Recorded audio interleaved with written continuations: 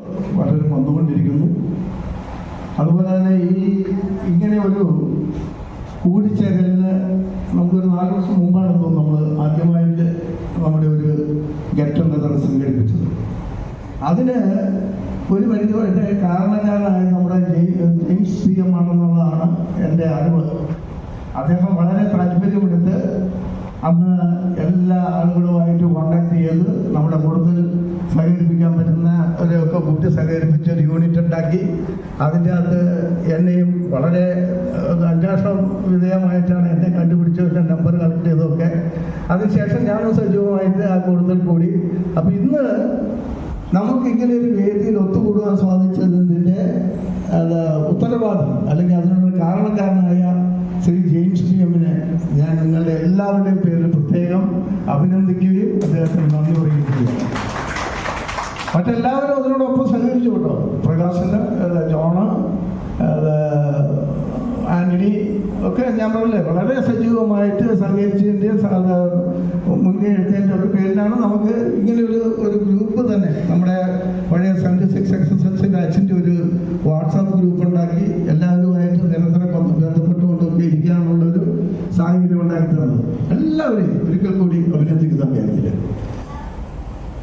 ഇങ്ങനെ അധ്യക്ഷ പ്രസംഗം എന്നുള്ളത് കൊണ്ട് ഉദ്ദേശിക്കുന്നത് നമ്മളിവിടെ ഈ ഒരു 76 ബാച്ചിൻ്റെ ഒരു വാർഷികം കൊണ്ടാടുന്നു. അതിൽ വലിയ വലിയ കാര്യങ്ങളൊന്നും സംസാരിക്കാനില്ല.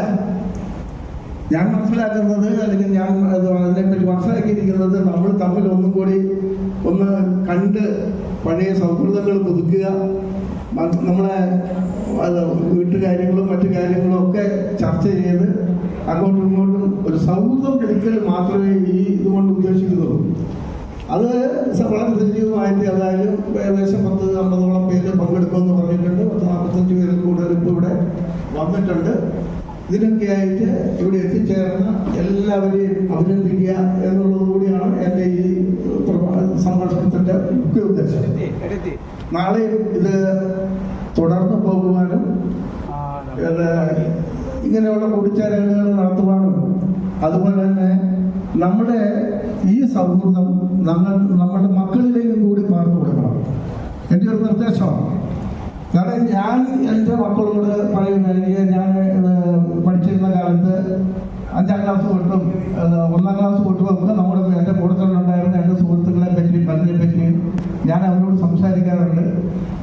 അവർക്കും ഏകദേശം നിങ്ങളെയൊക്കെ നേരിട്ട് കണ്ടിട്ടില്ലെങ്കിൽ പോലും വാക്കുകൾ കൊണ്ട് പറയുമ്പോൾ അവർക്ക് നിങ്ങളൊക്കെ അറിയാം. കാരണം ഞങ്ങൾ അങ്ങനെ സംഭാഷണങ്ങൾ, കുടുംബ സംഭാഷണങ്ങളിലൊക്കെ പരസ്പരം അങ്ങോട്ടും ഇങ്ങോട്ടും ഈ അഭിപ്രായങ്ങളൊക്കെ കൈമാറും. ഓരോരുത്തരെ പറ്റി വിശദമായി പറയും, ഇങ്ങനെയാണ് ഇങ്ങനെയാണുള്ളത്, ഇപ്പോൾ അവരിവിടെ ഉണ്ട് എന്നൊക്കെ. അപ്പം എന്നെ ഇടയ്ക്കിടയ്ക്ക് ഇവരെ പലരും വിളിക്കുമ്പോൾ അപ്പച്ചൻ്റെ പഴയ സുഹൃത്തുക്കളെ കൂടുതൽ എനിക്കൊന്നും കിട്ടിയ എന്ന് പറഞ്ഞു കഴിഞ്ഞാൽ ഒത്തിരി നേരം സംസാരിക്കണം, ഫോൺ സംസാരിക്കുകയാണ് ഞങ്ങളൊക്കെ തമ്മിൽ.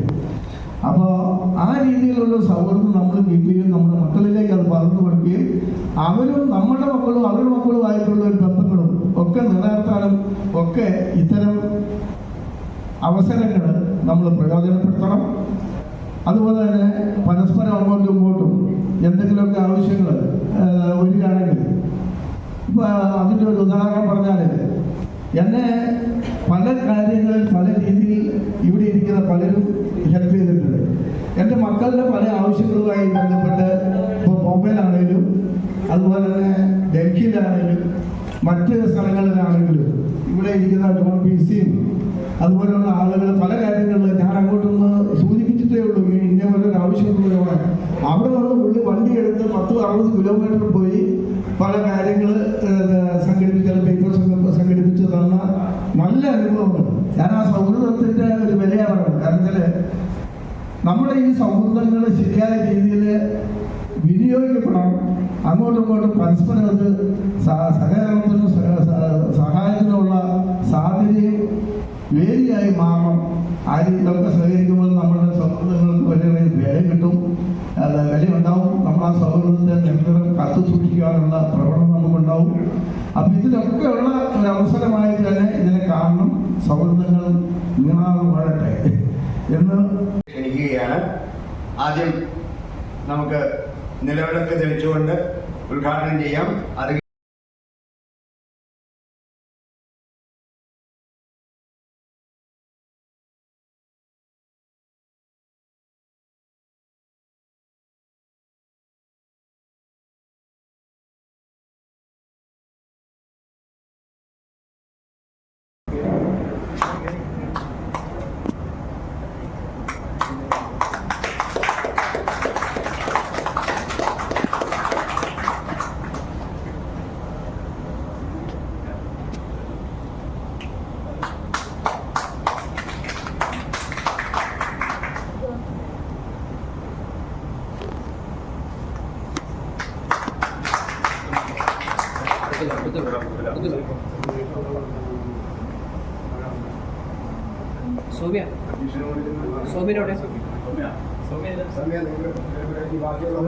നിങ്ങളെല്ലാം വളരെ ദൂരത്ത് വന്ന ആൾക്കാരാണ്. ജോസിന്റെ കൂടെ രണ്ടുപേർക്കും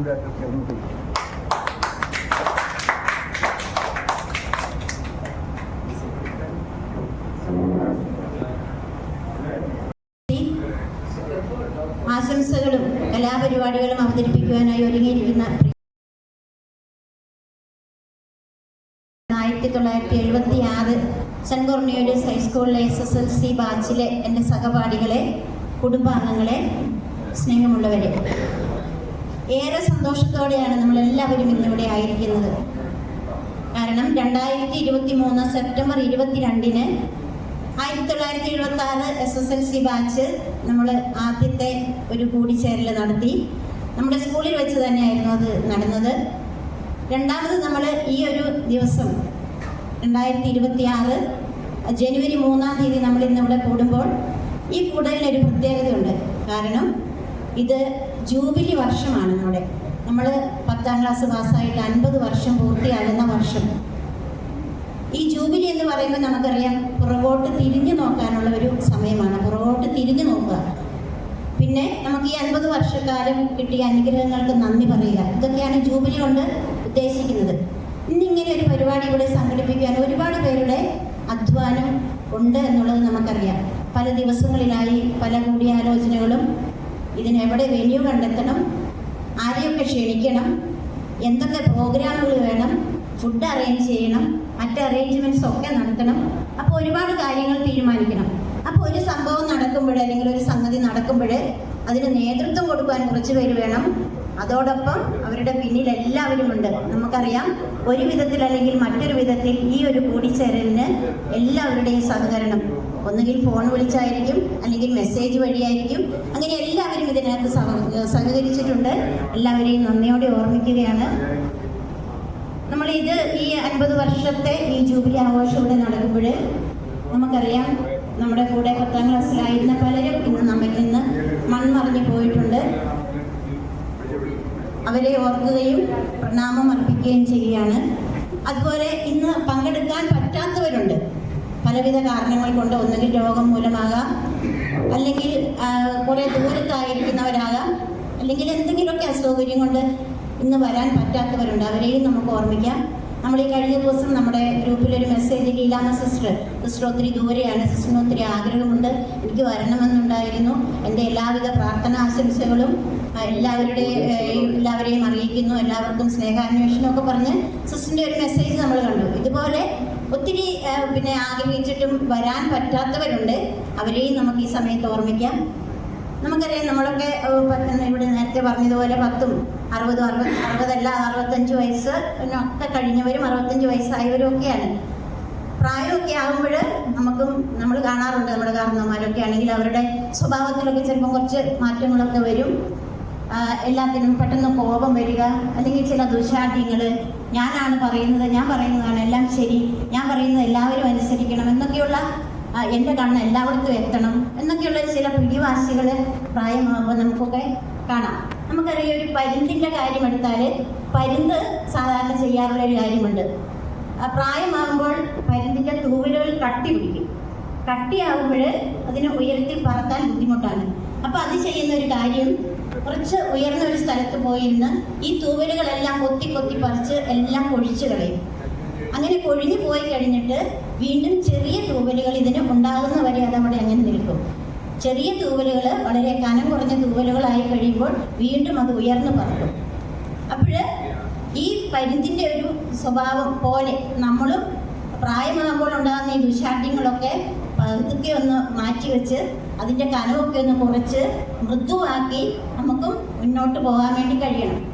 അപ്പം നമ്മൾ പ്രായമായി ഒന്നിനും പറ്റില്ല എന്നൊന്നും ചിന്തിച്ച് നമ്മളങ്ങനെ ഇരിക്കാതെ, എനിക്കറിയാം പലരും പല ഫീൽഡുകളിൽ ഇന്ന് പിന്നെ ജോലി ചെയ്യുന്നവരാണ്. എന്ന് പറഞ്ഞാൽ സാമൂഹിക രംഗത്ത് അതുപോലെ മതപരമായ കാര്യങ്ങളിലൊക്കെ ഇടപെട്ടുകൊണ്ട് നമ്മളൊക്കെ കഴിയുന്നവരാണ് അധികം പേരും. എല്ലാവരും ഇപ്പോഴും നല്ല ചുറ്റുചോപ്പോട് തന്നെയാണ് ഉള്ളതെന്നും നമുക്കറിയാം. അപ്പോൾ എല്ലാവർക്കും നമ്മുടെ ഈ സൗഹൃദം ഇങ്ങനെ മുന്നോട്ട് കൊണ്ടുപോകാൻ കഴിയട്ടെ എന്ന് പ്രാർത്ഥിക്കുകയാണ്. എല്ലാവിധ ആശംസകളും എല്ലാവർക്കും നേരുകയാണ്.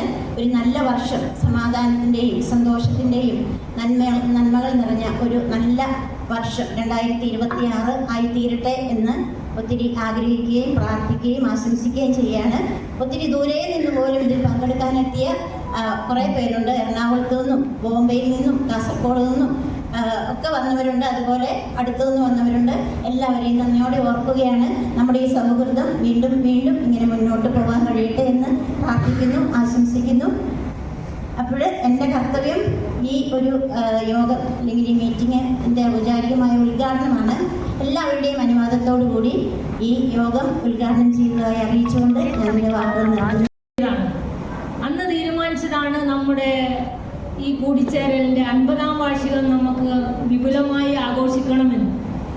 അങ്ങനെ പലരുടെയും ശ്രമഫലമായി ഇന്നിപ്പോൾ നമ്മുടെ 76 ബാച്ചിൻ്റെ സുവർണ ജൂബിലി സംഗമം നമ്മളിവിടെ വെച്ച് നടത്തപ്പെടുകയാണ്. ഇതിൻ്റെ പിന്നിൽ ഒരുപാട് പേരുടെ അധ്വാനമാണ്. പ്രത്യേകിച്ച് James, Antony, Prakashan, John, Jose Joseph, നമ്മൾ ലേഡീസ് എല്ലാം ഇതിൻ്റെ പുറകിൽ നിന്നേ ഉള്ളൂ. ഇതിൻ്റെ നേതൃത്വം കൊടുത്തവർ ഒരുപാട് പേര് എനിക്ക് തോന്നുന്നു നവംബർ മാസം മുതൽ ഇതിനു വേണ്ടി കഷ്ടപ്പെടുകയാണ്. അപ്പോൾ പലരും ജോണിപ്പം ഇതിനു വേണ്ടി ബോംബെയിൽ നിന്ന് വന്നതാണെന്ന് പറഞ്ഞു. അതുപോലെ സൗമ്യന് എറണാകുളത്തു നിന്ന് വന്നു, ജോസ് പിന്നെ കാസർഗോഡ് നിന്ന് വന്നു. സമയം വർത്താനം പറയാൻ നമ്മളെ 10ാം ക്ലാസ്സിലെ ഓർമ്മകളൊക്കെ അയവിറക്കാന്നുള്ള രീതിയിൽ തന്നെയാണ് ഇവിടെ എത്തിച്ചേർന്നിട്ടുള്ളത്. അപ്പോൾ കൂടുതലായി എന്നും പറയാനില്ല. നമുക്ക് ഒരുപാട് വർത്തമാനങ്ങൾ ഇനിയും പറയാനുണ്ട്, ഒരുപാട് ഇവിടെ ആശംസ അർപ്പിക്കാനുണ്ട്. അപ്പോൾ നമ്മൾ സുരേഷ് ബാബു ഇപ്പോൾ എത്തുന്നതായിരിക്കുന്നു. സുരേഷ് ബാബു ഒരു വർഷം ഉണ്ടാകട്ടെ എന്ന് മാത്രം ആശംസിച്ചുകൊണ്ട്, നല്ലൊരു ദിവസം ആശംസിച്ചുകൊണ്ട് ഞാൻ നിർത്തുന്നു. നന്ദി.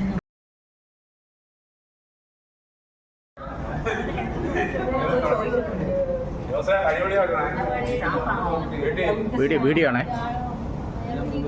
അവരെന്തോ പറയുന്നുണ്ടായിരുന്നു. അല്ല, അത് ഫോട്ടോ സെഷൻ ആയതുകൊണ്ട്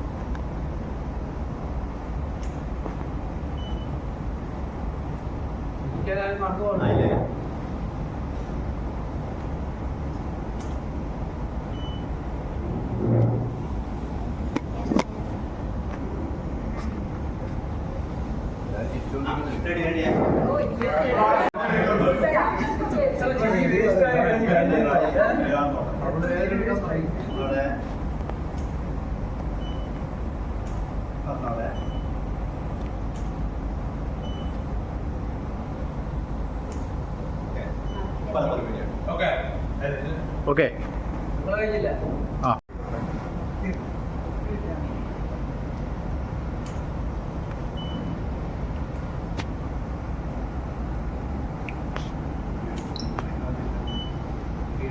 ഓക്കെ അല്ലേ? അതിന് പിടിച്ചിരിക്കുകയല്ലേ?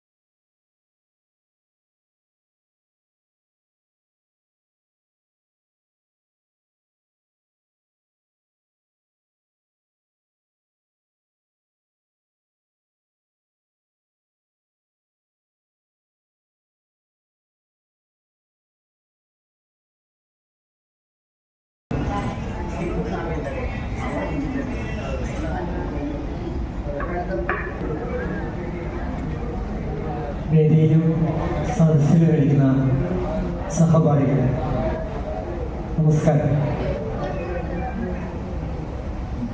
ചെറിയൊരു ആശ്വാസമുണ്ട്. കാരണം എന്താ വെച്ചാൽ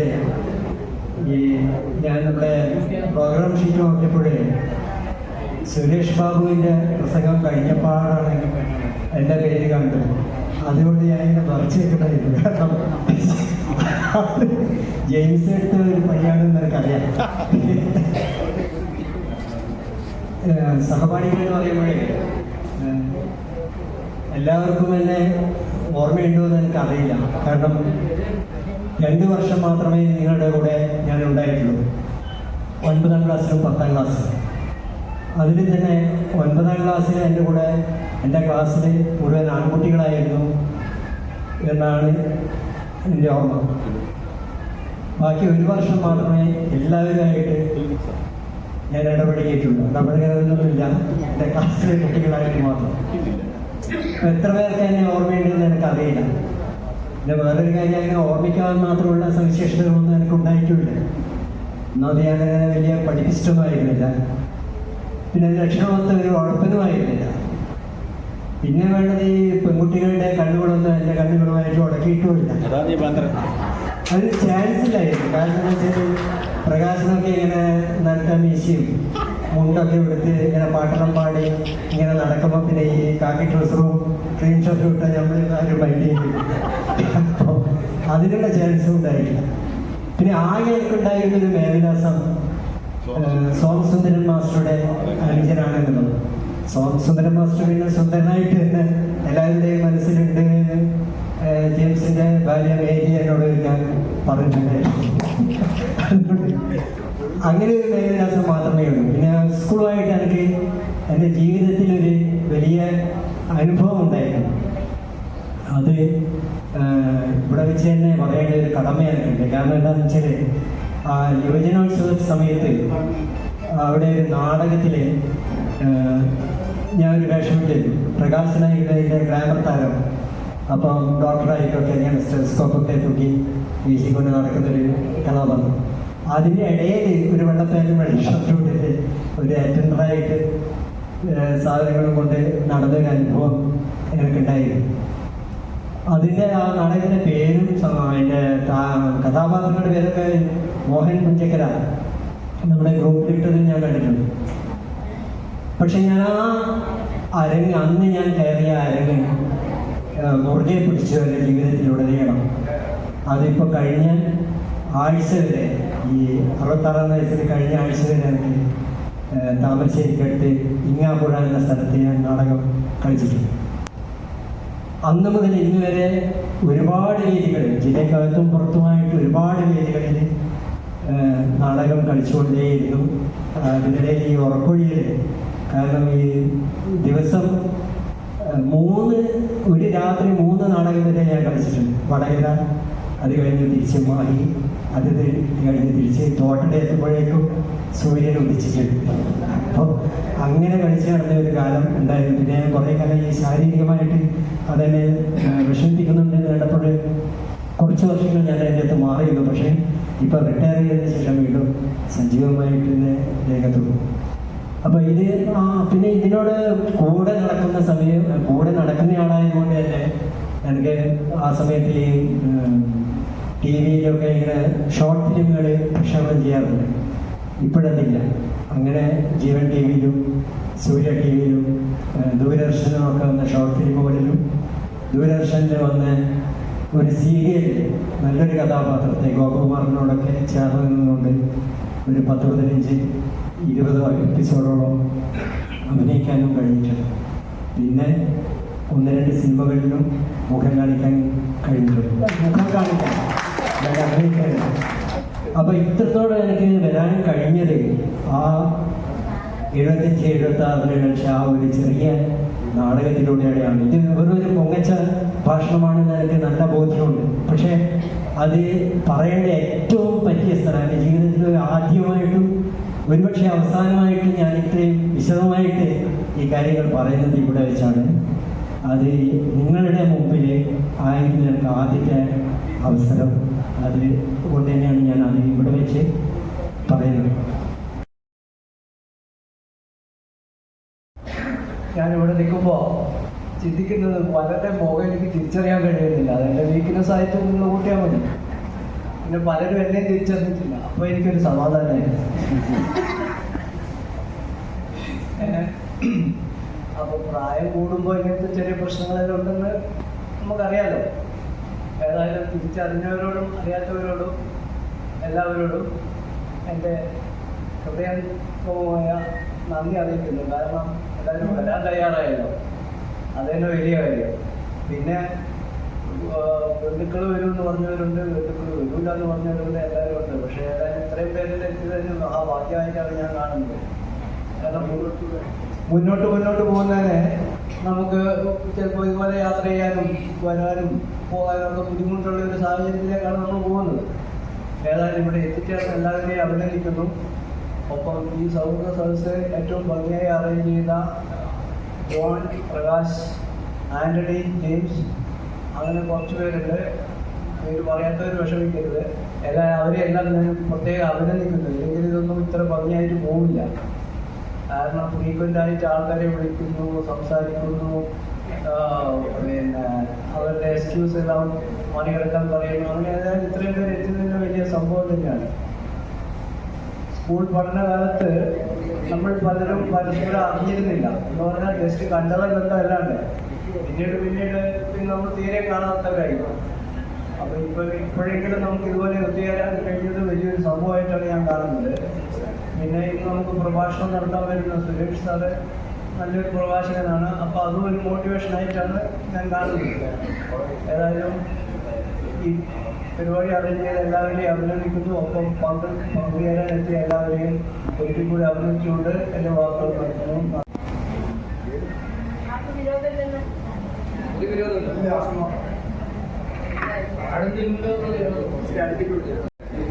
കാവൽ നക്ഷത്രമായുദിച്ചു, കാലിത്തൊഴുത്തിൽ നീ പുഞ്ചിരിച്ചു.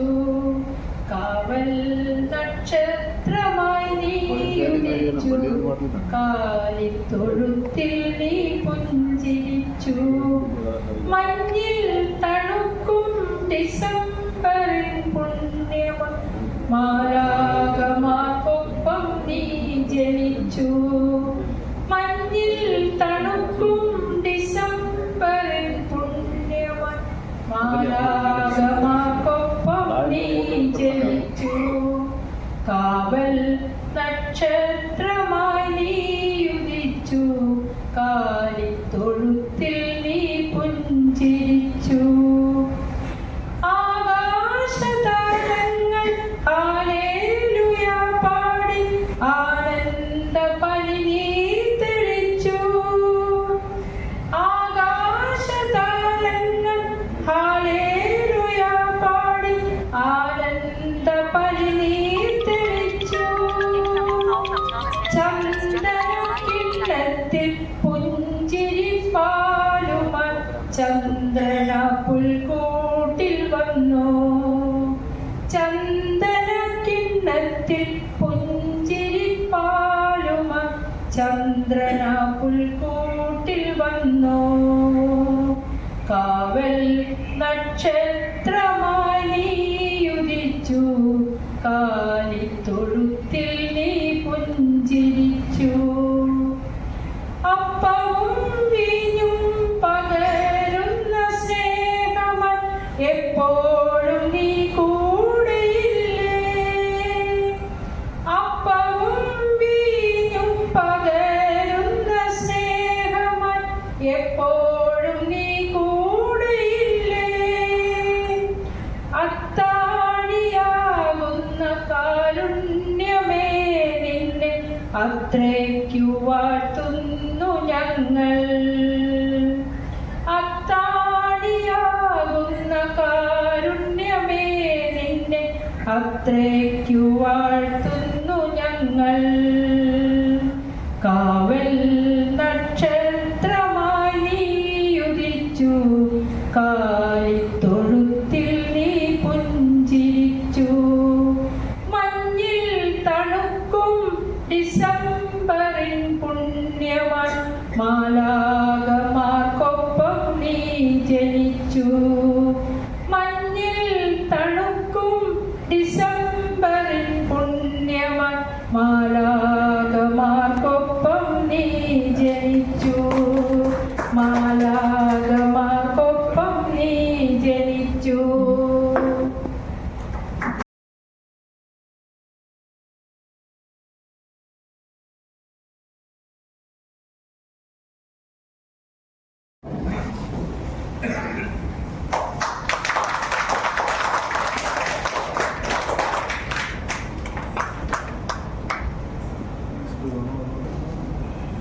എല്ലാവർക്കും നമസ്കാരം.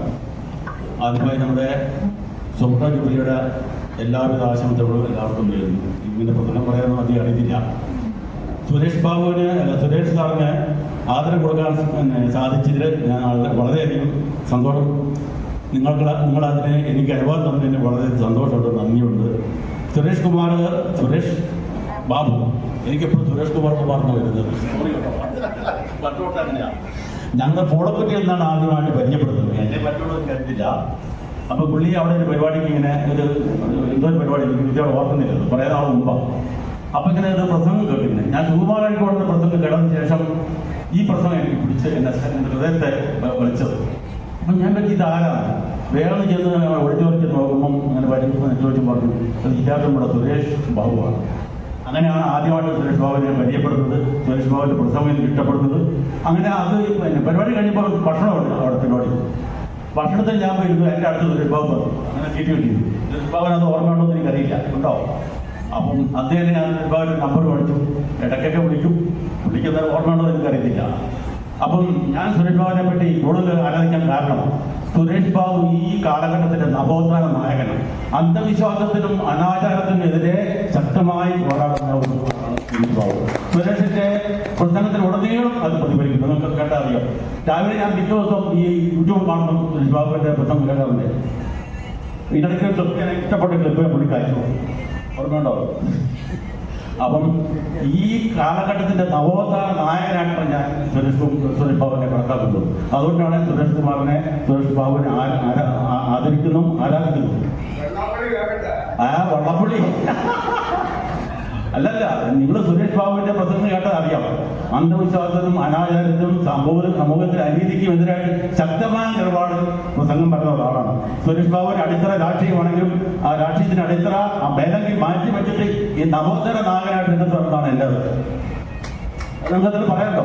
സുരേഷ് ബാബുവിന്റെ പ്രസംഗം നിങ്ങൾക്ക് മനസ്സിലാവും. അതുകൊണ്ടാണ് ഞാൻ അദ്ദേഹത്തെ ആരാധിക്കുന്നത്, അല്ലാണ്ട് വേറെ കൊണ്ടൊന്നുമല്ല. അപ്പം എനിക്ക് സുരേഷ് ബാബുവിനെ ആദരിക്കാൻ അവസരം തന്ന എല്ലാവരോടും ഞാൻ നന്ദി പറയുന്നു.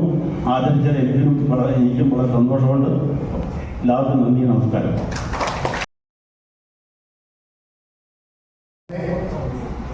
പ്രഭാഷണത്തിനായി ക്ഷണിക്കുന്നു.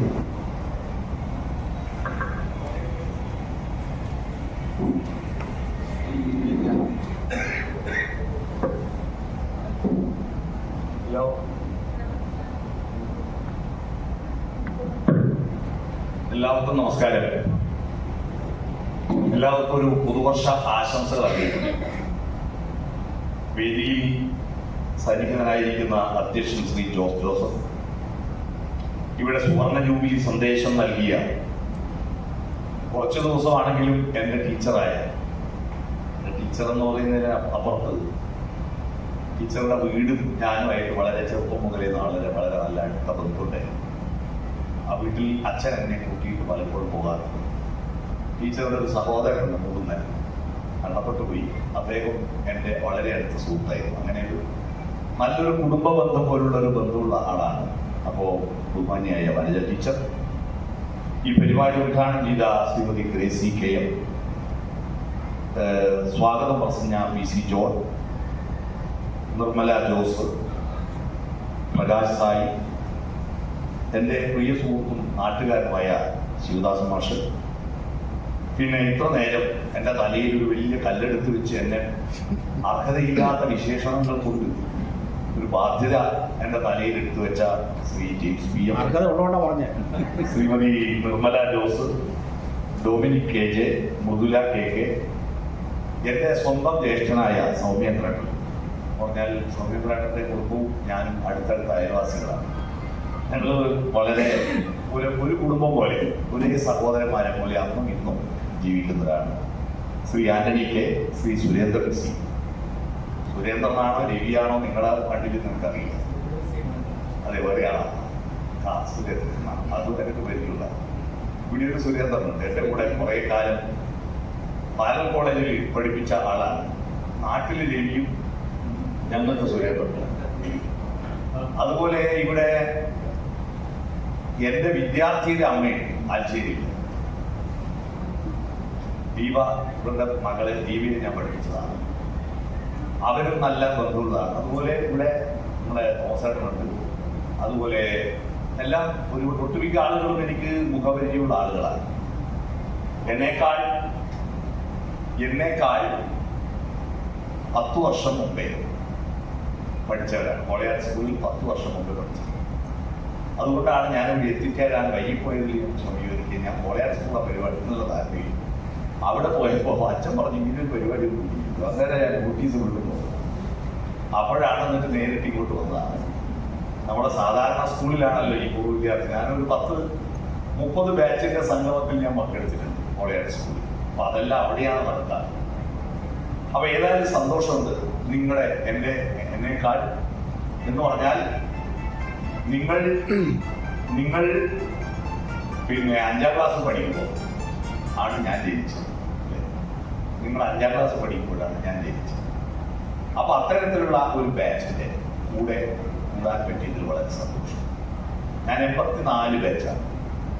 ഞാനിങ്ങനെ പൂർവ്വ വിദ്യാർത്ഥി സംഗമങ്ങളിലെല്ലാം പങ്കെടുത്തുകൊണ്ടിരിക്കുമ്പോൾ ഒരു ദിവസം അതിന്റെ സംഗമത്തിന്റെ വേദിയിൽ നിന്ന് ഫോട്ടോ എടുത്തിട്ട് ഞാൻ ഫേസ്ബുക്കിൽ പോസ്റ്റ് ചെയ്തപ്പോ അതിന്റെ അടിയിൽ ഒരു കമന്റ് അപ്പം തന്നെ. ആ കമന്റിൽ എന്റെ കൂടെ കോളേജ് സ്കൂൾ പഠിച്ച കണ്ണവത്തെ ഫോറസ്റ്റ് ഓഫീസറായി പിരിഞ്ഞ ശ്രീനിവാസന്റെ മകൾ സിന്ധു, അവര് 5ാം ക്ലാസ് മുതൽ എന്റെ കൂടെ പഠിച്ചതാണ്. നമ്മൾ ഈ കോളേജിൽ എന്റെ കൂടെ പഠിച്ചു. അവര് ഈ ആരാന്റെ പരിപാടിക്ക് പോയി തിന്നാ മതി, നമുക്ക് സ്വന്തമായിട്ടൊന്നും വേണ്ടേ എന്ന് പറഞ്ഞിട്ട് ഒരു കമന്റ് ഉണ്ട്. അപ്പൊ ഞാൻ അവിടെ തന്നെ കോർണേലിയൻസ് എന്ന് പറയുന്ന ഒരു വാട്സപ്പ് ഗ്രൂപ്പ് ഉണ്ടാക്കി. എനിക്കറിയുന്ന 15 ആളുകളുടെ ചേർത്തുകൊണ്ട് ഒരു ഗ്രൂപ്പ് ഉണ്ടാക്കി. എന്നിട്ട് എല്ലാവരെയും അഡ്മിനാക്കിയിട്ട് നിങ്ങൾക്കറിയുന്ന ആളുകളെ ചേർത്തുകൊള്ളാൻ പറഞ്ഞു. അങ്ങനെ ചേർത്ത് അതിൽ നമ്മുടെ ഹെഡ് മാഷ് ജോസഫ് മാഷിന്റെ മകൻ മധു ഉണ്ടായിരുന്നു. അവന്റെ മകന്റെ കല്യാണമാണ് നാളെ. മധു ഉണ്ടായിരുന്നു. അപ്പൊ അവനത് സൗദി അറേബ്യയിൽ നിന്നാണ്. അവനിങ്ങനെ അന്നാറി എന്ന നമ്പറിൽ ചേർത്തു. അങ്ങനെ ചേർത്ത് ഏതാണ്ട് 150 പേരായി. 150 പേരായതിനു ശേഷം ഞങ്ങൾ സ്കൂളിൽ പോയിട്ട് ലിസ്റ്റ് എടുത്ത് നോക്കുമ്പോൾ 241 പേര്. 241. ബാക്കിയുള്ള ആളുകളെ തപ്പാൻ പുറപ്പെട്ടു. തപ്പുമ്പോൾ ഒരു പ്രതിസന്ധി എന്താന്ന് പറഞ്ഞാൽ ഈ പെൺകുട്ടികൾ, കുറേ പെൺകുട്ടികൾ അവിടുത്തെ കോൺവെന്റിൽ താമസിച്ചിട്ട് പഠിച്ചത്. അവരെല്ലാം തെക്കുള്ളവരവരല്ലോ. അന്ന് തൃശ്ശൂരും കോഴിക്കോടും കൊല്ലത്തും പത്തനംതിട്ടയിലൊക്കെ. ഇവരെയൊന്നും ആൺകുട്ടികളെ പിന്നെ അതാ നാട്ടിലുണ്ടാവും. പെൺകുട്ടികൾ കല്യാണം കഴിച്ച് എവിടെയോ പോയാൽ പിന്നെ ഇങ്ങനെ തപ്പി. ഞങ്ങള് തപ്പി ഇറങ്ങിയിട്ട് നോക്കുമ്പോ 8 പേര് മരണപ്പെട്ടത്. 8 പേര് അതിൽ മരണപ്പെട്ടു.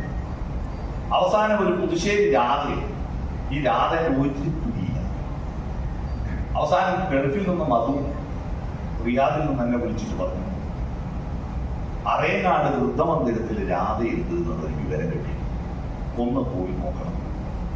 എനക്കാണെങ്കിൽ ഞാനൊന്നും എനിക്ക് പോകാൻ നേരില്ല. ഞാൻ ഉടൻ തന്നെ അവിടെ ഹോട്ടലിൽ നടത്തുന്ന സൈമൺ ഒത്തു പറഞ്ഞു. അവനെ വിളിച്ചിട്ട് പറഞ്ഞു, നീ ഒന്ന് അവിടെ ചെന്ന് നോക്കണം. എവിടെ? ഈ സ്നേഹഭവൻ. സൈമൺ പറഞ്ഞു, ചോറ് വിളമ്പി കഴിഞ്ഞിട്ട് ഞാൻ പോവാം. 3 മണിക്ക് സൈമൺ ചോറെല്ലാം തീർന്നതിന് ശേഷം അവിടെ പോയി. അവിടുത്തെ സിസ്റ്ററോട് ചോദിച്ചു, ഇങ്ങനെ ഒരു പുതുശ്ശേരി രാധ എന്ന് പറഞ്ഞാണ്. അപ്പൊ സിസ്റ്റർ പറഞ്ഞു, അയ്യോ സൈമ, അരമണിക്കൂർ ലേറ്റായി പോയല്ലോ. അരമണിക്കൂർ മുമ്പ് മരിച്ചു.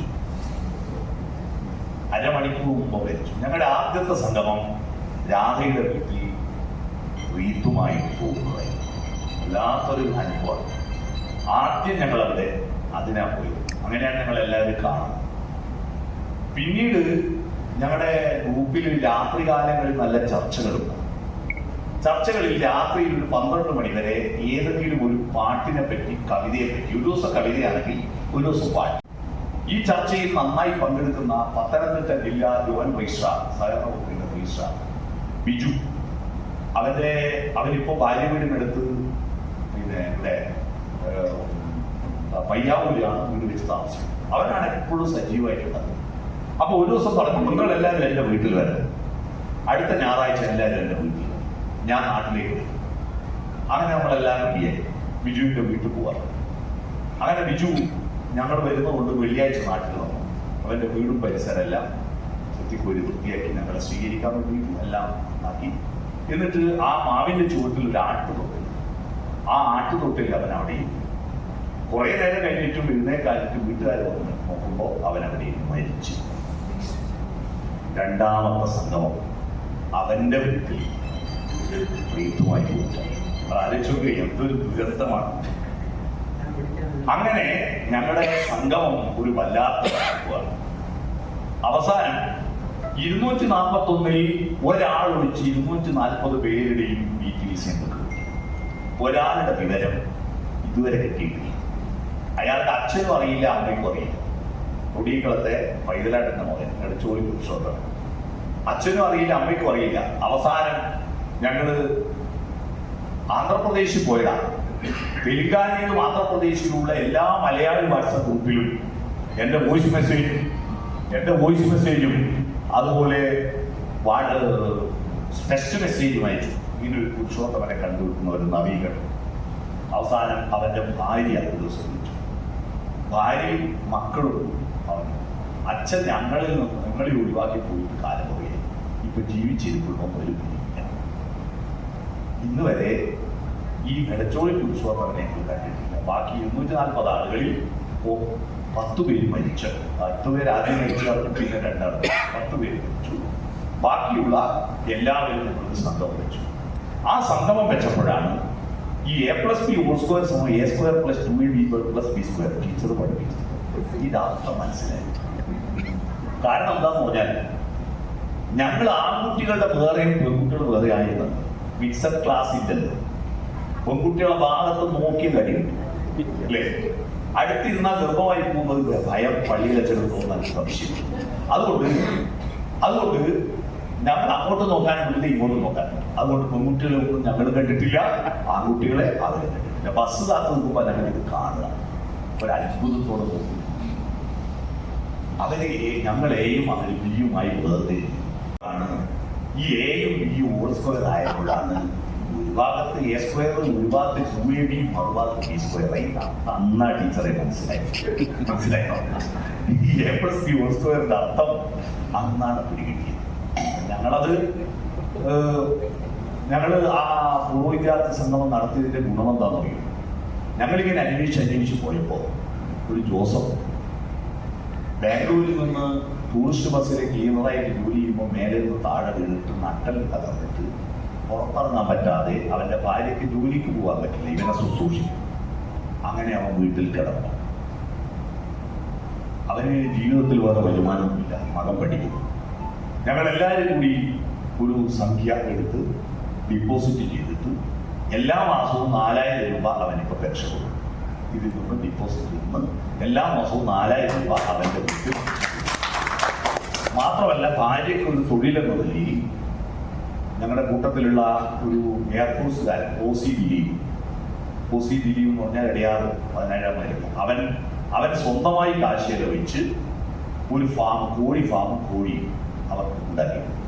അതുകൊണ്ട് അവർ ഈ വായനയിലാണ് അവരുടെ അധ്വാനിച്ച് ചെയ്യും. ലൈഫ് പദ്ധതിയിൽപ്പെട്ട് വീടിന്റെ പണി പൂർത്തീകരിക്കാൻ പറ്റാത്ത 3 ആളുണ്ടായിരുന്നു. തറയെ കെട്ടി ചുമര് വെച്ചു എന്നല്ലാതെ പിന്നെ പൂർത്തീകരിക്കാൻ പറ്റിയില്ല. അവരുടെ 3 ആളുടെയും വീട് പൂർത്തീകരിച്ച് ആ വീട്ടിൽ ഗൃഹപ്രവേശനത്തിൽ ഞങ്ങൾക്ക് പങ്കെടുക്കാൻ പറ്റി.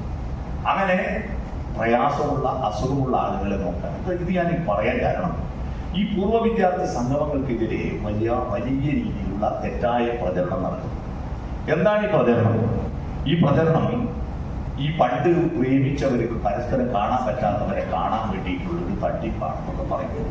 അതിന്റെ പേരിൽ 2400 വിവാഹിതകൾ പഴയ കാമുകന്റെ കൂടെ ഒളിച്ചോടി പറഞ്ഞിട്ട് വാട്സപ്പ് മെസ്സേജ് ഉണ്ടായിരുന്നു. ഞാൻ പോലീസ് ഡിപ്പാർട്ട്മെന്റിൽ വിവരാവകാശ നിയമപ്രകാരം ചോദിച്ചു, പൂർവ്വ വിദ്യാർത്ഥി സംഗമങ്ങളിൽ പങ്കെടുത്തിട്ട് 2400 ആൾ ഒളിച്ചോടി എന്ന വാർത്ത കാണുന്നത് ശരിയാണ്? അതിന് കിട്ടിയ മറുപടി, കേരളത്തിലെ എല്ലാ പോലീസ് സ്റ്റേഷനിലും അന്വേഷിച്ചപ്പോൾ 4 പേര് ഒളിച്ചോടിയ വിവരം ഞങ്ങൾക്ക് കിട്ടുന്നത്. 4 പേര് ഒളിച്ചോടിയതൊരു സംഭവമല്ല. എത്ര അതിനേക്കാൾ പൂർവ്വ വിദ്യാർത്ഥി സംഗമത്തിനൊന്നും പോകാതെ എത്ര ആൾ ഒളിച്ചോടും? ഇതാരാണ് ഈ പ്രചരണം നടത്തുന്നതെന്നറിയും? ഇതിലൊന്നും പോകാൻ താല്പര്യമില്ലാത്ത, ഇതിനെല്ലാം വിമർശിച്ചുകൊണ്ട് വീട്ടിലിരിക്കുന്ന, എന്നാൽ ഇവര് നടത്തുമ്പോൾ അതിൻ്റെ ഒരു അസ്ഥിത, ഇതിനെ അപമാനിക്കാൻ വേണ്ടി നടത്തുന്ന ചില മനസ്സിലുള്ള ദുഷ്ടതയുള്ള ചില ആളുകളാണ് ഇത്തരം പ്രചരണം. മനസ്സിലായത്? അതുകൊണ്ട് നമുക്ക് അതൊന്നും മൈൻഡ് ചെയ്യണം. നമുക്ക് നമ്മുടെ ജീവിതം ഒരു പുഴയായി ഒഴുകുകയാണ്. ആ പുഴയുടെ ദൗത്യം എന്താണ് നമ്മൾ ബോധ്യപ്പെടുന്നത്. നമ്മുടെ നാട്ടിൽ പണ്ട് മുതലേ ഉള്ളൊരു ശീലം, ഒരു നിശ്ചിത പ്രായം കഴിഞ്ഞാൽ പിന്നെ ഇനി എന്താ നാരായണാട്ടാ ഒന്നുമില്ല, ഇനി അന്ന് വിളിക്കുമ്പോൾ പോവുക. എന്ന മട്ടിൽ, ജനിച്ചതെന്തിനാണ്, മരിക്കാനാണ് എന്ന മട്ടിൽ. ഈ നമ്മുടെ ജഗതി ശ്രീകുമാറിന്റെ ഒരു സിനിമയിലൊരു സംഭാഷണം, ജഗതിയോട് ചോദിക്കുക എന്തിനാ കുനിഞ്ഞത്? അപ്പൊ ജഗതി പറയാ നീ വരാൻ വേണ്ടി കുനിഞ്ഞതാ. അതുപോലെ എന്തിനാ ജനിച്ചത്? മരിക്കാൻ വേണ്ടി ജനിച്ചതാ എന്ന മട്ടിലുള്ള ഒരു തെറ്റായ സന്ദേശം നമ്മുടെ നാട്ടിൽ. ഇതിനെ തിരുത്താൻ കഴിയണം. നമ്മൾ മരിക്കുന്നത് വരെ ജീവിച്ചിരിക്കണം. മരിക്കുന്നത് വരെ ജീവിച്ചിരിക്കണം. ആ ജീവിച്ചിരിക്കണമെങ്കിൽ നമുക്ക് ഓർമ്മകൾ ഉണ്ടായിരിക്കണം. ഓർമ്മകൾ, പഴയ ഓർമ്മകളെ പങ്കുവെക്കാൻ ആളുണ്ടാവുമ്പോൾ അൽഷിമേഴ്സ് പോലും അപകടം. മാക്സിമം പറഞ്ഞുകൊണ്ടിരിക്കുക, മാക്സിമം കേട്ടുകൊണ്ടിരിക്കുക, പഴയത് ഓർമ്മിച്ചുകൊണ്ടിരിക്കുക, പുതിയത് പഠിച്ചുകൊണ്ടിരിക്കുക. മനുഷ്യ ജീവിതം എന്ന് പറയുന്നത് ഡിമിനിഷൻ, മരണം വരെ വികസിക്കുന്ന ഒരു പ്രക്രിയയാണ് മനുഷ്യ ജീവിതം. മരണം വരെ എല്ലാം വികസിക്കണം. ഒരു നിശ്ചിത പ്രായം കഴിഞ്ഞാൽ ഈ വാർദ്ധക്യം എന്ന വാക്ക് തെറ്റായി മനസ്സിലാക്കിയ ഒരു വാക്കാണ് വാർദ്ധക്യം എന്ന് പറഞ്ഞാൽ. പണ്ടൊക്കെ വാർദ്ധക്യം എന്ന് പറഞ്ഞാൽ ഒരു 45-50 വയസ്സ് കഴിഞ്ഞാൽ വൃദ്ധനാണ്. ഇന്ത്യക്ക് സ്വാതന്ത്ര്യം കിട്ടുമ്പോൾ കേരളത്തിന്റെ, ഇന്ത്യയുടെ ശരാശരി ആയുസ് എത്രയെന്ന് പറയും? 45 വയസ്സ്.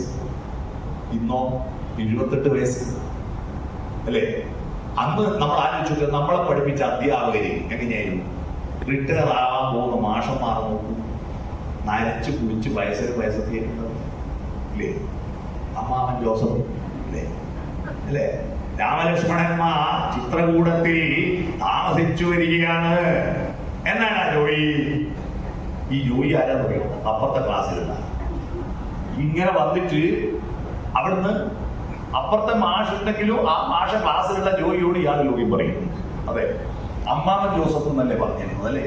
നമ്മുടെ സ്കൂളിൽ പഠിച്ച എല്ലാ അധ്യാപകർക്കും ഒരു തിരിപ്പേരുണ്ടായിരുന്നു. ടീച്ചർക്ക് ഉണ്ടായിരുന്നില്ല, തിരിപ്പേരുണ്ടായിരുന്നു. ഞാൻ നമ്മുടെ കോളയാട് സ്കൂളിന്റെ 50ാം വാർഷികാഘോഷം നടക്കുന്ന സമയത്ത് റിച്ചാർഡ് കെ ഉദ്ഘാടനം ചെയ്യുന്ന ഒരു വലിയ പരിപാടി. സദസ്സിൽ വലിയ പൂർവ്വ വിദ്യാർത്ഥികൾ മൊത്തം കൂടി. അവിടെ എനിക്കായിരുന്നു അതിന്റെ ലോഗോ പ്രകാശനത്തിന്റെ ചുമതല. അപ്പൊ അവിടുത്തെ പ്രസംഗങ്ങളെല്ലാം ഔപചാരികമാണ്. പ്രത്യേകിച്ച് ക്രിസ്ത്യൻ മാനേജ്മെന്റ് സ്കൂളിലെ പ്രസംഗങ്ങൾ നിങ്ങൾ ശ്രദ്ധിച്ചിട്ടുണ്ട്. ഔപചാരികമായി എല്ലാം പള്ളി പ്രസംഗം പോലെയാണ്. അനൗൺസ്മെന്റ് കേട്ടിട്ടില്ലേ? സിസ്റ്റർ പട്രീഷ്യ, സിസ്റ്റർ അൺകോൺഷ്യസ് എന്നല്ല മറ്റുള്ളതാണ് പിന്നെ അനൗൺസ് ചെയ്യാം. അപ്പോ ആളുകളെല്ലാം ബോറടിച്ച് നിൽക്കുക. അങ്ങനെ ബോറടിച്ച് നിൽക്കുമ്പോൾ എല്ലാം പ്രസംഗിക്കാൻ പറ്റും.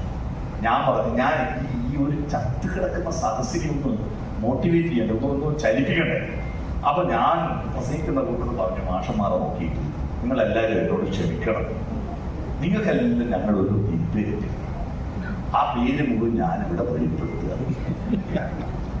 ഞാൻ ഓരോ ആളെ നോക്കി പറഞ്ഞു, നിങ്ങൾ കുണ്ടമേരിയായിരുന്നു, നിങ്ങൾ കുഴിമേരിയായിരുന്നു, നിങ്ങൾ കുമ്പളങ്ങ മേരിയായിരുന്നു. അണ്ണാക്കൊട്ടനായിരുന്നു അഗസ്റ്റിൻ മാഷ്, അണ്ണാക്കൊട്ടൻ. പിന്നെയോ മാഷ പേര് അദ്ദേഹം മരിച്ചുവല്ലോ, ശങ്കരാടി എന്ന് വിളിച്ചു അല്ലേ? ശങ്കരാടി എന്നാ വിളിച്ചു. പിന്നെ പിന്നെ പിന്നെ എന്തെല്ലാം പേരുണ്ട്? പിന്നെ തുള്ളൽ അമ്മ അല്ലേ? ഒരുപാട് പേരുകളുണ്ടായിരുന്നു.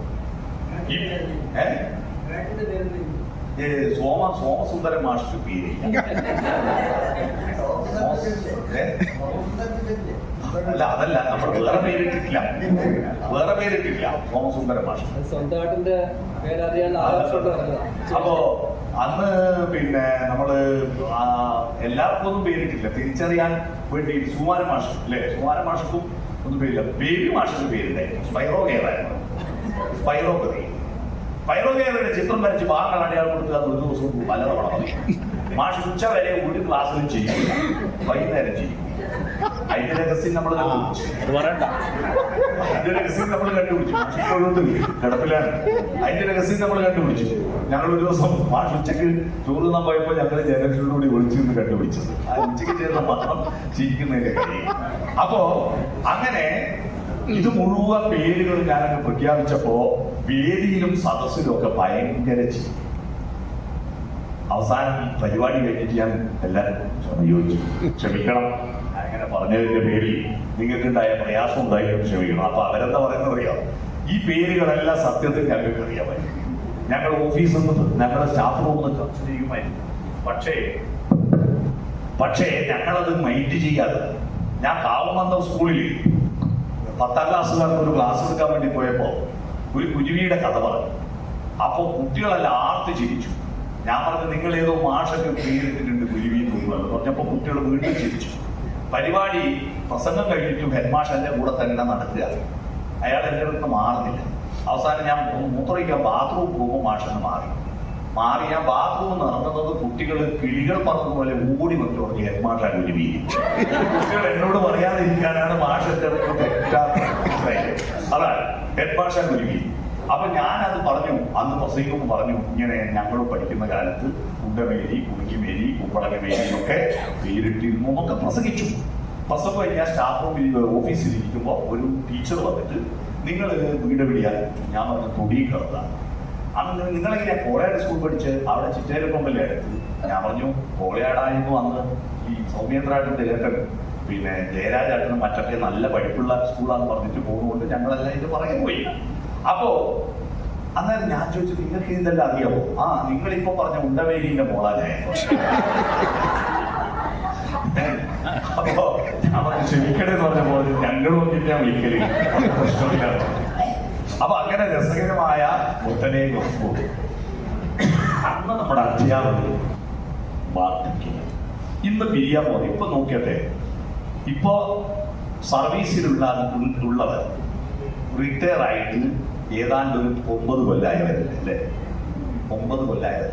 ഇതിൽ പലരും 9 കൊല്ലം കഴിഞ്ഞവരാണ്. ഇതിൽ പലരും ഞാൻ പറയാം വെറുതെ മാട്രിമോണിയിൽ ഒരു ഫോട്ടോ കൊടുത്തു, ഇഷ്ടംപോലെ പ്രൊപ്പോസ്. കാരണം ഇന്ന് വാർദ്ധക്യം എന്ന് പറയുന്നത് 70-ന് ശേഷം മാത്രമാണ്.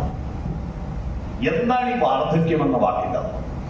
വർദ്ധമാനമായത് അതാണ് വാർദ്ധക്യം. വൃദ്ധി നേടിയതാണ് വർദ്ധമാനം. 5 തരം വൃദ്ധന്മാരുണ്ട്. ധനവൃദ്ധൻ, പൈസ ഉണ്ടാക്കിയവർ.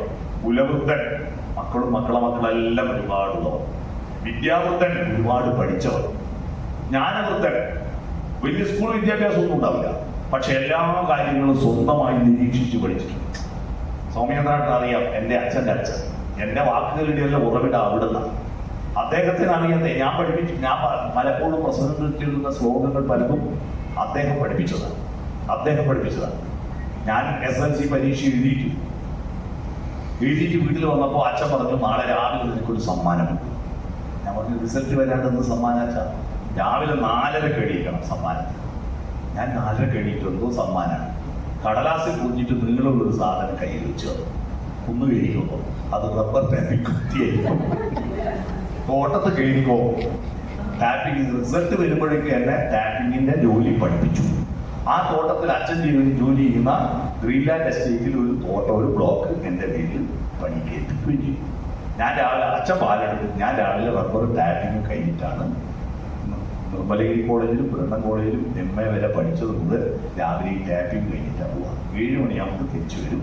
അപ്പോൾ കോളേജിൽ പഠിപ്പിച്ചിട്ടുണ്ട് ഞാൻ കുറേ കാലം. കോളേജിലെല്ലാം പഠിപ്പിക്കുമ്പോൾ കോളേജിൽ പഠിക്കാൻ പോകുമ്പോൾ ഉണ്ടാവും ചിലപ്പോൾ ഇങ്ങനെ കുരുട്ടുകൂടി പാല് തെളിച്ചത് ചൂടുമാകുമ്പോൾ ഇങ്ങനെ പൊളിഞ്ഞു വരും. അങ്ങനെ ഒരു സങ്കടം ഉണ്ടായിരുന്നു. അപ്പോൾ അത് എൻ്റെ ജീവിതത്തിൽ വലിയ അഭിമാനമാണ്. ഒരു നിമിഷം പോലും വേസ്റ്റാവാം. അന്ന് ഞാനിങ്ങനെ ടാപ്പിങ്ങിന് പോകുമ്പോൾ അപ്പൂപ്പനൊരു കടലാസിൽ ഒരു ശ്ലോകം എഴുതി. ഈ ശ്ലോകം തിരിച്ചു വരുമ്പോൾ വൈകാത്താക്കി പഠിച്ചു. ഈ ശ്ലോകങ്ങളാണ് യഥാർത്ഥത്തിൽ എൻ്റെ ജീവിതത്തിൻ്റെ ഏറ്റവും വലിയ സമ്പത്ത്. ആ ശ്ലോകങ്ങളാണ്.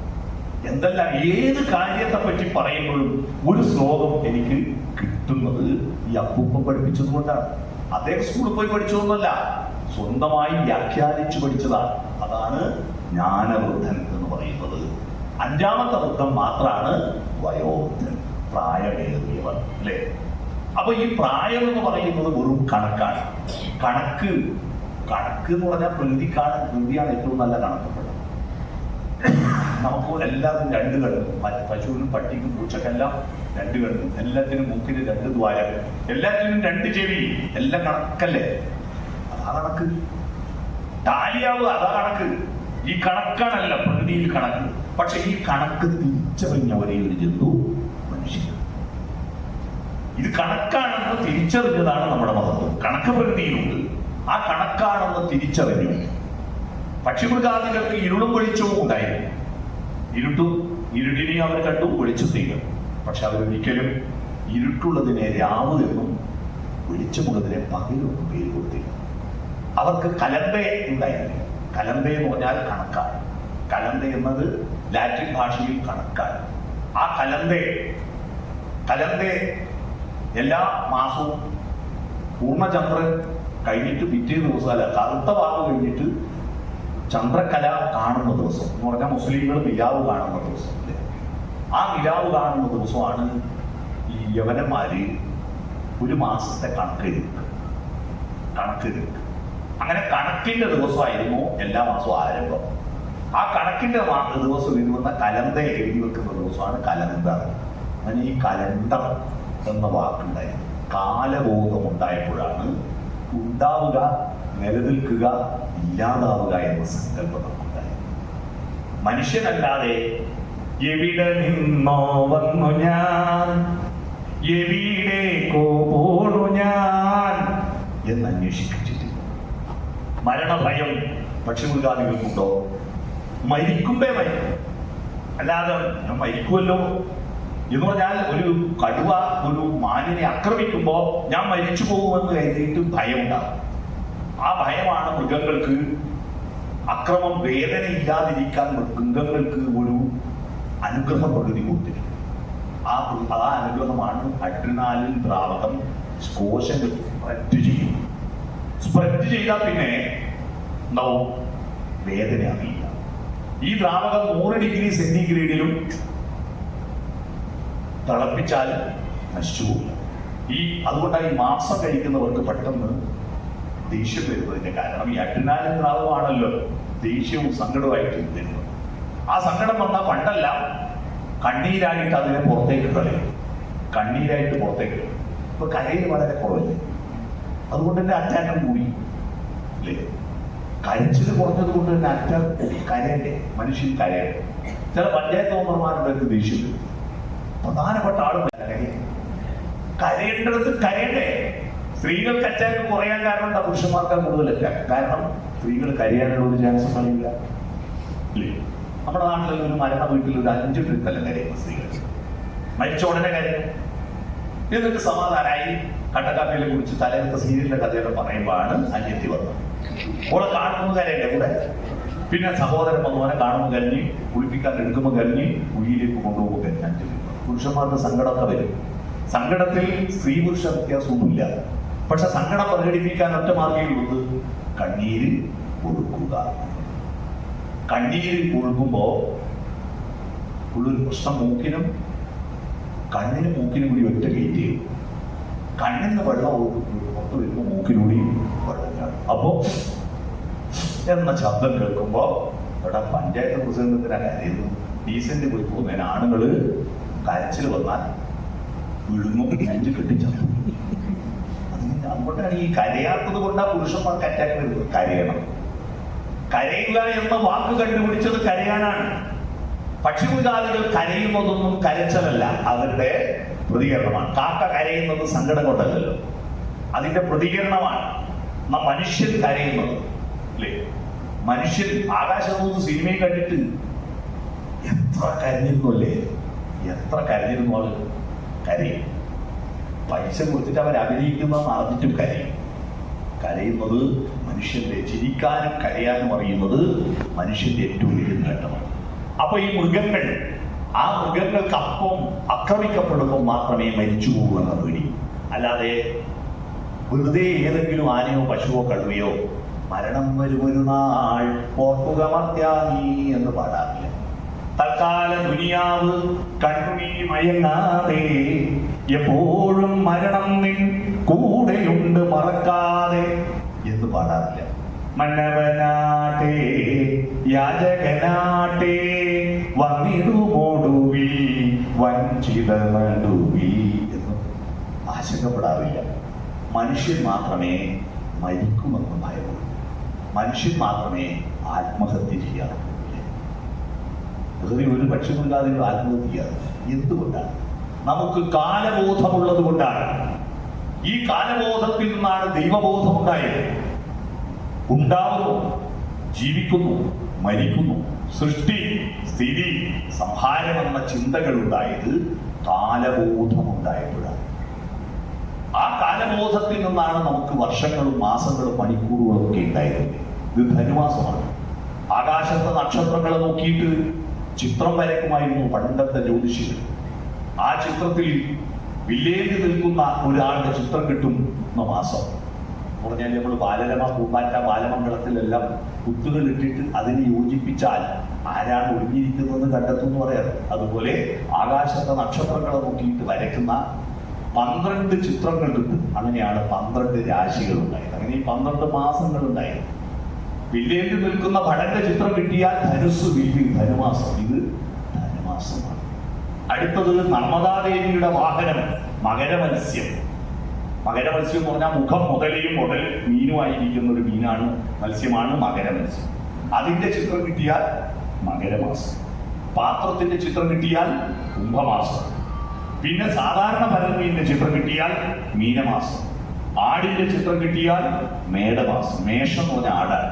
പോത്ത് എന്ന് പറഞ്ഞ ഇടവം, അതാ ഇടവമാസം പോത്തിന്റെ ചിത്രം കിട്ടിയാൽ.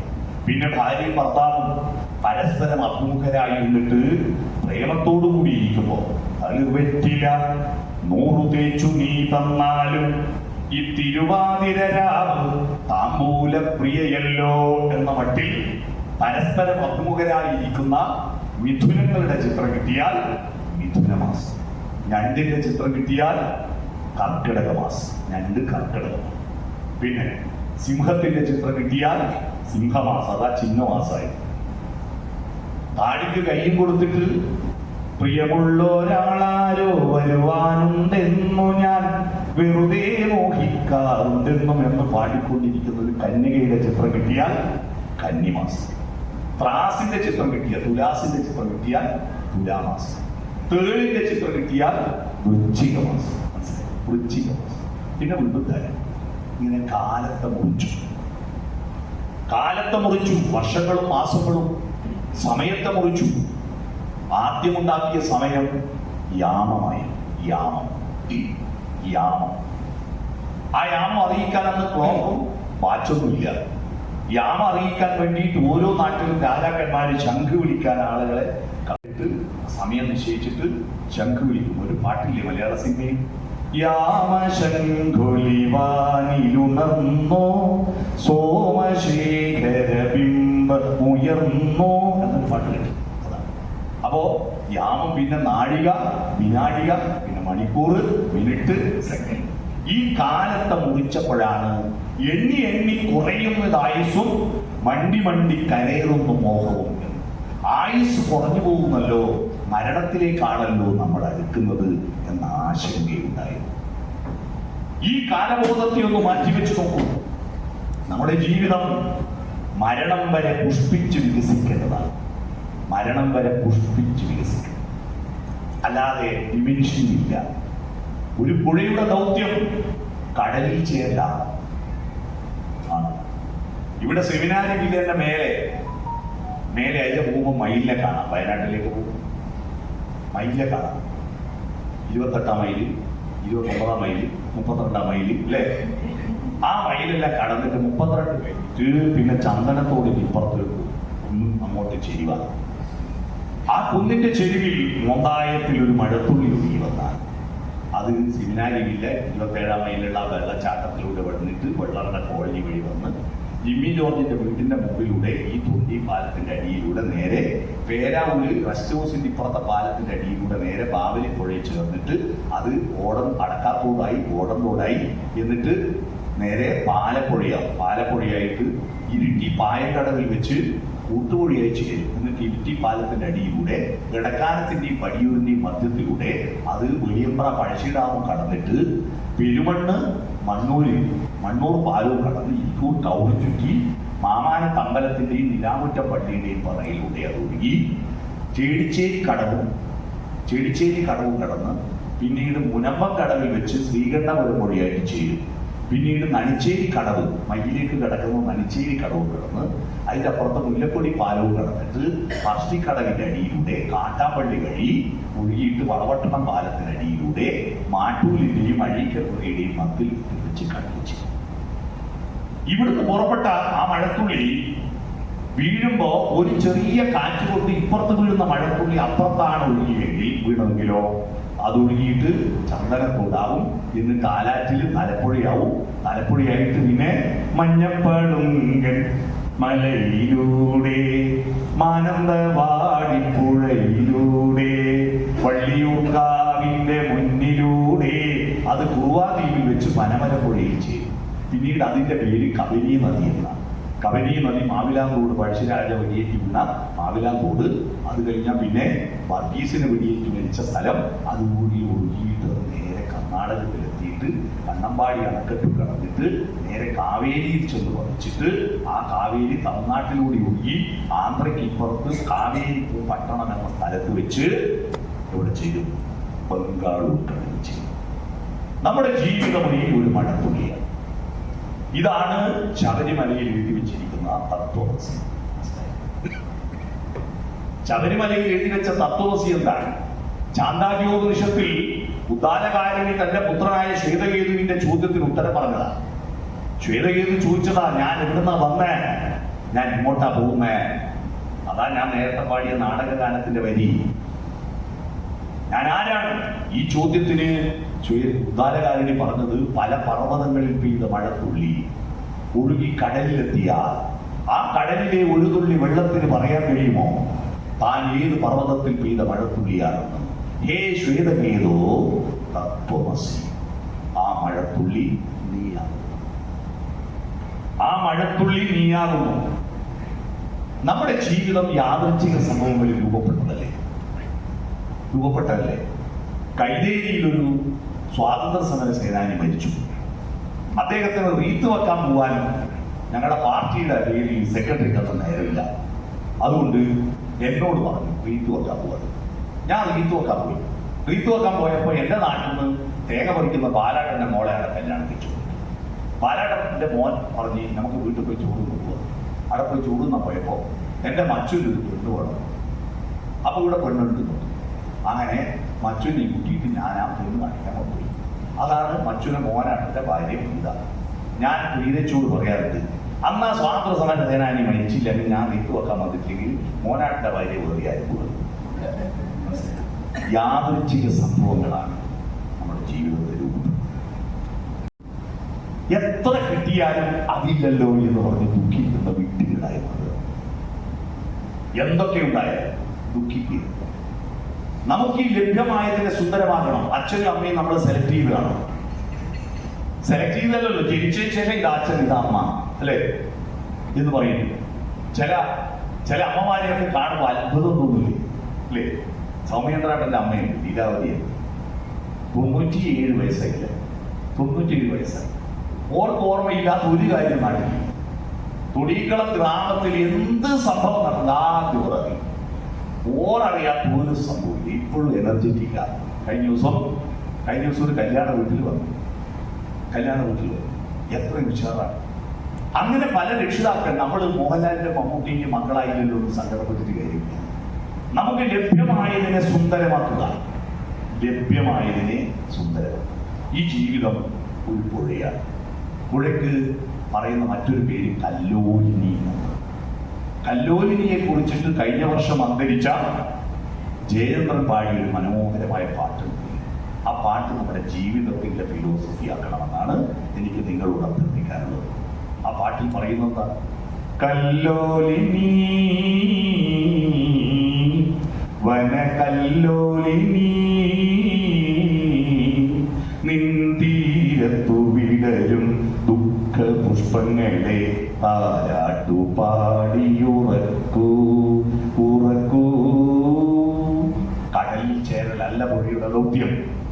കടലിൽ എത്തുന്നത് വരെയുള്ള തീരത്ത് ഒട്ടനേകം പുഷ്പങ്ങൾ വിരിയുന്ന തീരങ്ങളുണ്ട്.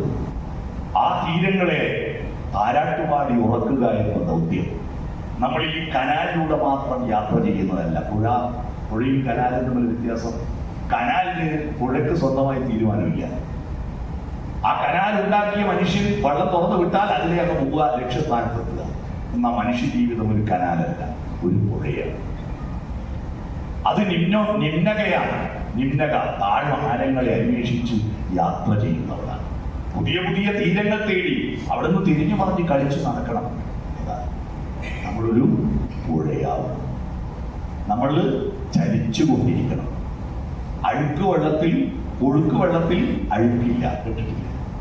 ഒഴുക്ക് വെള്ളത്തിൽ അഴുക്കില്ല. കുളത്തിലെ വെള്ളം കെട്ടിക്കിടന്നിട്ട് കുളിച്ചു അത് മസ്തിഷ്ക ജ്വരം ഉണ്ടാക്കും. എന്നാൽ പുഴയെ കുളിച്ചിട്ടാർക്കും മസ്തിഷ്ക ജ്വരമില്ല.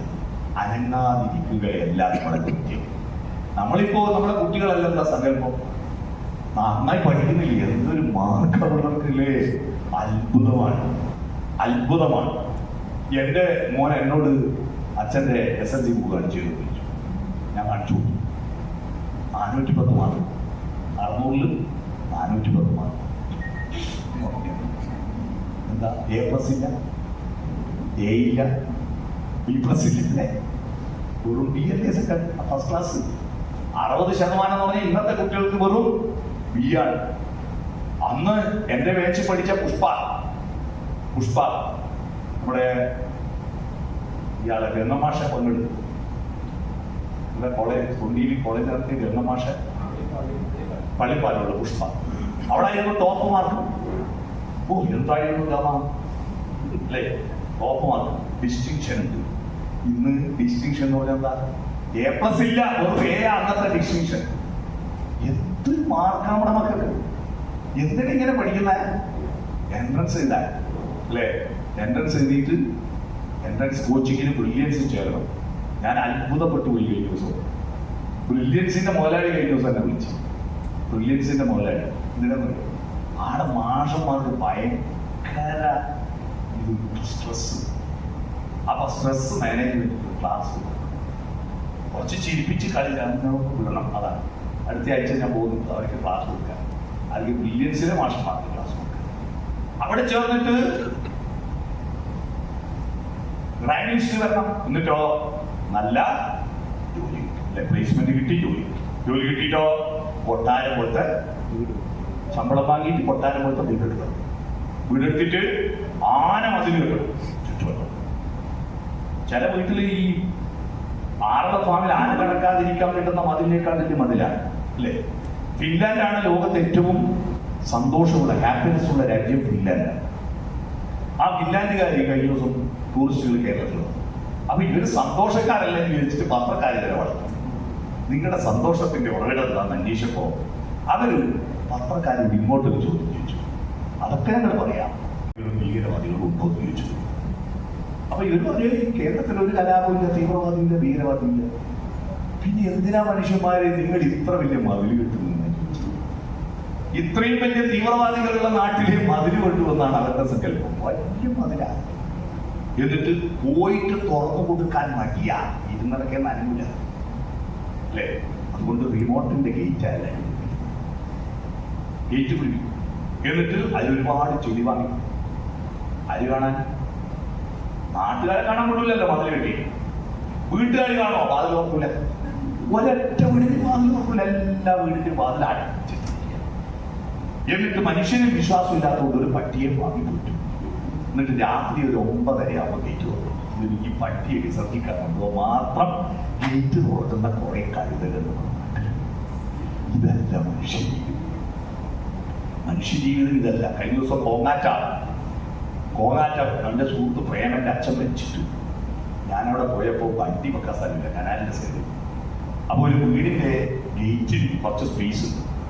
ഞാനവിടെ വണ്ടി വെച്ചിട്ട് ആ വീട്ടുകാരോട് പോയി വിളിച്ചു, നിങ്ങൾ പെട്ടെന്ന് പോകുമോ? ഞാൻ അവിടെ പോയിട്ട് വേഗം വരാം, വണ്ടി ഒന്നും വെച്ചിട്ടുണ്ട് എന്ന് പറഞ്ഞപ്പോൾ അവർ ചോദിച്ചു, അതാ അന്ന് റോഡിലൊന്നും സ്ഥലമില്ല. ഞാൻ പറഞ്ഞു അവിടെയൊക്കെ ഫുള്ള് വണ്ടിയാണ്. എന്തായി വണ്ടി? തൊട്ടപ്പുറത്തെ വീട്ടിൽ വെച്ച വിവരം തലേന്ന് വെച്ചാ പിറ്റേന്ന് രാവിലെ ഞാൻ പോകണം, അവരറിയില്ല. എന്ത് മനുഷ്യരാണ്. കാനഡയിൽ എൻ്റെ ഒരു ഫ്രണ്ട് ഉണ്ട്, എൻ്റെ കൂടെ SSLC പഠിച്ചു. അവൻ പറഞ്ഞു പൈസയെല്ലാം ഉണ്ട്, പക്ഷേ ജീവിതമില്ല. അവന്റെ അയൽപ്പക്കത്തൊരു അപ്പൂപ്പനുണ്ട്, ഭയങ്കര ഇടപെട്ട് സ്ഥിരം വർത്തമാനം പറയും. ഒരു ദിവസം അയാളുടെ മകനോട് ചോദിച്ചു, അപ്പൂപ്പൻ എന്താ കുറേസായിട്ട് കാണാത്തത്? അപ്പൂപ്പൻ മരിച്ചിട്ട് 1 മാസമായി. 1 മാസമായി വന്നിട്ട് നിങ്ങളൊരു വിവരം പറഞ്ഞിരുന്നു. ആ കുഴപ്പമില്ല, അടുത്ത മാസമാണ് ഡൊണറേഷൻ നിശ്ചയിച്ചിരിക്കുന്നത്, അന്ന് വന്നാൽ മതി. അവിടെ ഉടൻ തന്നെ മരിച്ചാൽ ഉടൻ തന്നെ അവിടെ ഫ്രീസറിൽ കൊണ്ടുപോയി വെക്കും. എന്നിട്ട് എല്ലാവർക്കും സൗകര്യമുള്ള ദിവസം സംസ്കാര ചടങ്ങ് നിശ്ചയിക്കും. അതുവരെ ഇവർ കല്യാണത്തിന് പോകും, പാട്ടുപാടാൻ പോകും. മനുഷ്യജീവിതം എന്താണ്, മനുഷ്യജീവിതം എന്താണെന്ന് മറന്നുപോകും ഒരു പുതിയ തലമുറയാണ്. അവരെ സംസ്കാരത്തിന്റെ വഴിയിലേക്ക് കൈപിടിച്ചു കൊണ്ടുവരാനുള്ള ദൗത്യമാർക്കാണ്. കുറ്റവും പറഞ്ഞ് തണ്ട വൈകുവായിട്ട് നടന്നാൽ മതിയോ നമ്മള്? പോരാ. കുട്ടികളെ, ചെറുപ്പക്കാർക്ക് സംസ്കാരം കൊടുക്കാൻ നമുക്ക് കഴിയും. സംസ്കാരം കൊടുക്കാൻ പറ്റണം. ഇപ്പൊ എന്താ വാട്ടർ ടൈറ്റ് കമ്പാർട്ട്മെന്റാ? യുഗപരിവർത്തനം എന്ന വൈലോപ്പള്ളിയുടെ കവിതയിൽ പറഞ്ഞിട്ടുണ്ട്, നാട്ടിൽ ഇപ്പോൾ നാം അറിയാത്തവരും നമ്മളെ അറിയാത്തവരുമാണ് കൂടുതൽ. നാട്ടിൽ പോകുമ്പം നമുക്കറിയാത്ത പറയുകയാണ്, അവർക്കൊന്നും നമ്മളെ അറിയില്ല. ഒരു ബന്ധമില്ല, ഒരു ബന്ധമില്ല. ആലോചിച്ചു, ആ ഒരു ബന്ധമില്ലാത്തൊരവസ്ഥയിൽ എന്തിനാ മനുഷ്യനായി? നമുക്ക് ജീവിതത്തിൽ കിട്ടുന്ന 90 വയസ്സ് വരെ കൂട്ടും. 90 വയസ്സ് വരെ ജീവിക്കുന്ന കൂട്ടും പോലെ കൂടുതൽ വേണം കുട്ടികളുണ്ട്. എങ്കിലും മിനിമം 90. ഈ 90 വയസ്സ് വരെ ജീവിക്കുമ്പോൾ 25 വർഷമേ നമുക്ക് മനുഷ്യനാവാൻ സമയമുള്ളൂ. 30 കൊല്ലം നമ്മൾ ഈ ഭൂമിയിലുള്ള നമ്മൾ അറിയുന്നില്ലല്ലോ, ഉറക്കത്തിലായിരുന്നല്ലോ. 30 കൊല്ലം ഉറങ്ങും. 24ന്റെ 3 8 മണിക്കൂർ ഡെയിലി ഉറങ്ങണ്ടേ? അപ്പൊ 90ന്റെ 30 കൊല്ലം ഉറങ്ങുന്നില്ലേ? നമുക്കത് കണക്ക് മനസ്സിലാവാത്ത ഇൻസ്റ്റാൾമെന്റ് ആയിട്ട് ഉറങ്ങും. നമുക്ക് ഒന്നിച്ചു കൂട്ടിയാൽ 30 കൊല്ലം നമ്മൾ ഉറക്കാം. 60 കൊല്ലമേ നമ്മൾ ബോധത്തോടെ ഉള്ളൂ, അല്ലേ? ബോധത്തോടെ ഭൂമിയിലുള്ളൂ. ആ 60ൽ 15 വർഷം ഭക്ഷണത്തിനാണ്. ഭക്ഷണം ശേഖരിക്കണം, വാങ്ങണം, പാചകം ചെയ്യണം, വിളമ്പണം, തിന്നണം, കൈ കഴുകണം, പാത്രം കഴുകണം. എല്ലാം കൂടി ഒരു ആയുസ്സിൽ ഒരു മനുഷ്യൻ അവന്റെ ഭക്ഷണത്തിന് വേണ്ടി 15 വർഷം നീക്കി വെക്കും. 60 15 പോയി എത്രയാണ്? 45. പകുതി പോയില്ലേ? തിന്നാൻ പോരല്ലോ. ദാദാ സാഹിബ് ഫാൽക്കെ അവാർഡ് വാങ്ങിക്കൊണ്ട് മോഹൻലാലിന് ടോയ്ലറ്റ് പോയിട്ട് കഴിയാൻ പറ്റുമോ? ഏതാണ് ടോയ്ലറ്റ്? പലവട്ടം മൂത്രമൊഴിക്കണം, ടോയ്ലറ്റ് പോയി ഇരിക്കണം. ഇരുന്നാ പോരല്ലോ. നാടെ പോന്നു വരുന്നു, അല്ലാതെ ഒഴിക്കുന്ന സമയം കൂട്ടിയാൽ പോരല്ലോ. പോകാനും വരാനും ഒക്കെ സമയം നിശ്ചയിക്കണ്ടേ? എല്ലാം കൂടി എത്രയാവും? 5 കൊല്ലം ടോയ്ലറ്റിലേക്ക് ഒരാഴ്ച. 5 വർഷം. പണ്ടിത്രയില്ല. യൂറോപ്യൻ ക്ലോസറ്റ് വന്നപ്പോ സമയം കൂടി. നാടൻ കക്കൂസിൽ മുട്ടുമണിക്ക് ഇരുന്നിട്ട് മുട്ട് വേദനിച്ചിട്ട് വേഗം എഴുന്നേറ്റ്. ഇപ്പൊ കസേരയിൽ ഇരിക്കുമ്പോൾ അവിടെ ഇരിക്കുക. എത്ര ഇരുന്നാലും കുഴപ്പമൊന്നുമില്ല. സംഭവം വരുമ്പോ തന്നെ ചെറുപ്പക്കാര് മൊബൈൽ എടുത്തിട്ടാണ് ടോയ്ലറ്റ് കയറുന്നിപ്പോ. അവിടെ നിന്നാണ് നമ്മളൊന്നും കേൾക്കാത്ത പലതും ഡൗൺലോഡ് ചെയ്യും.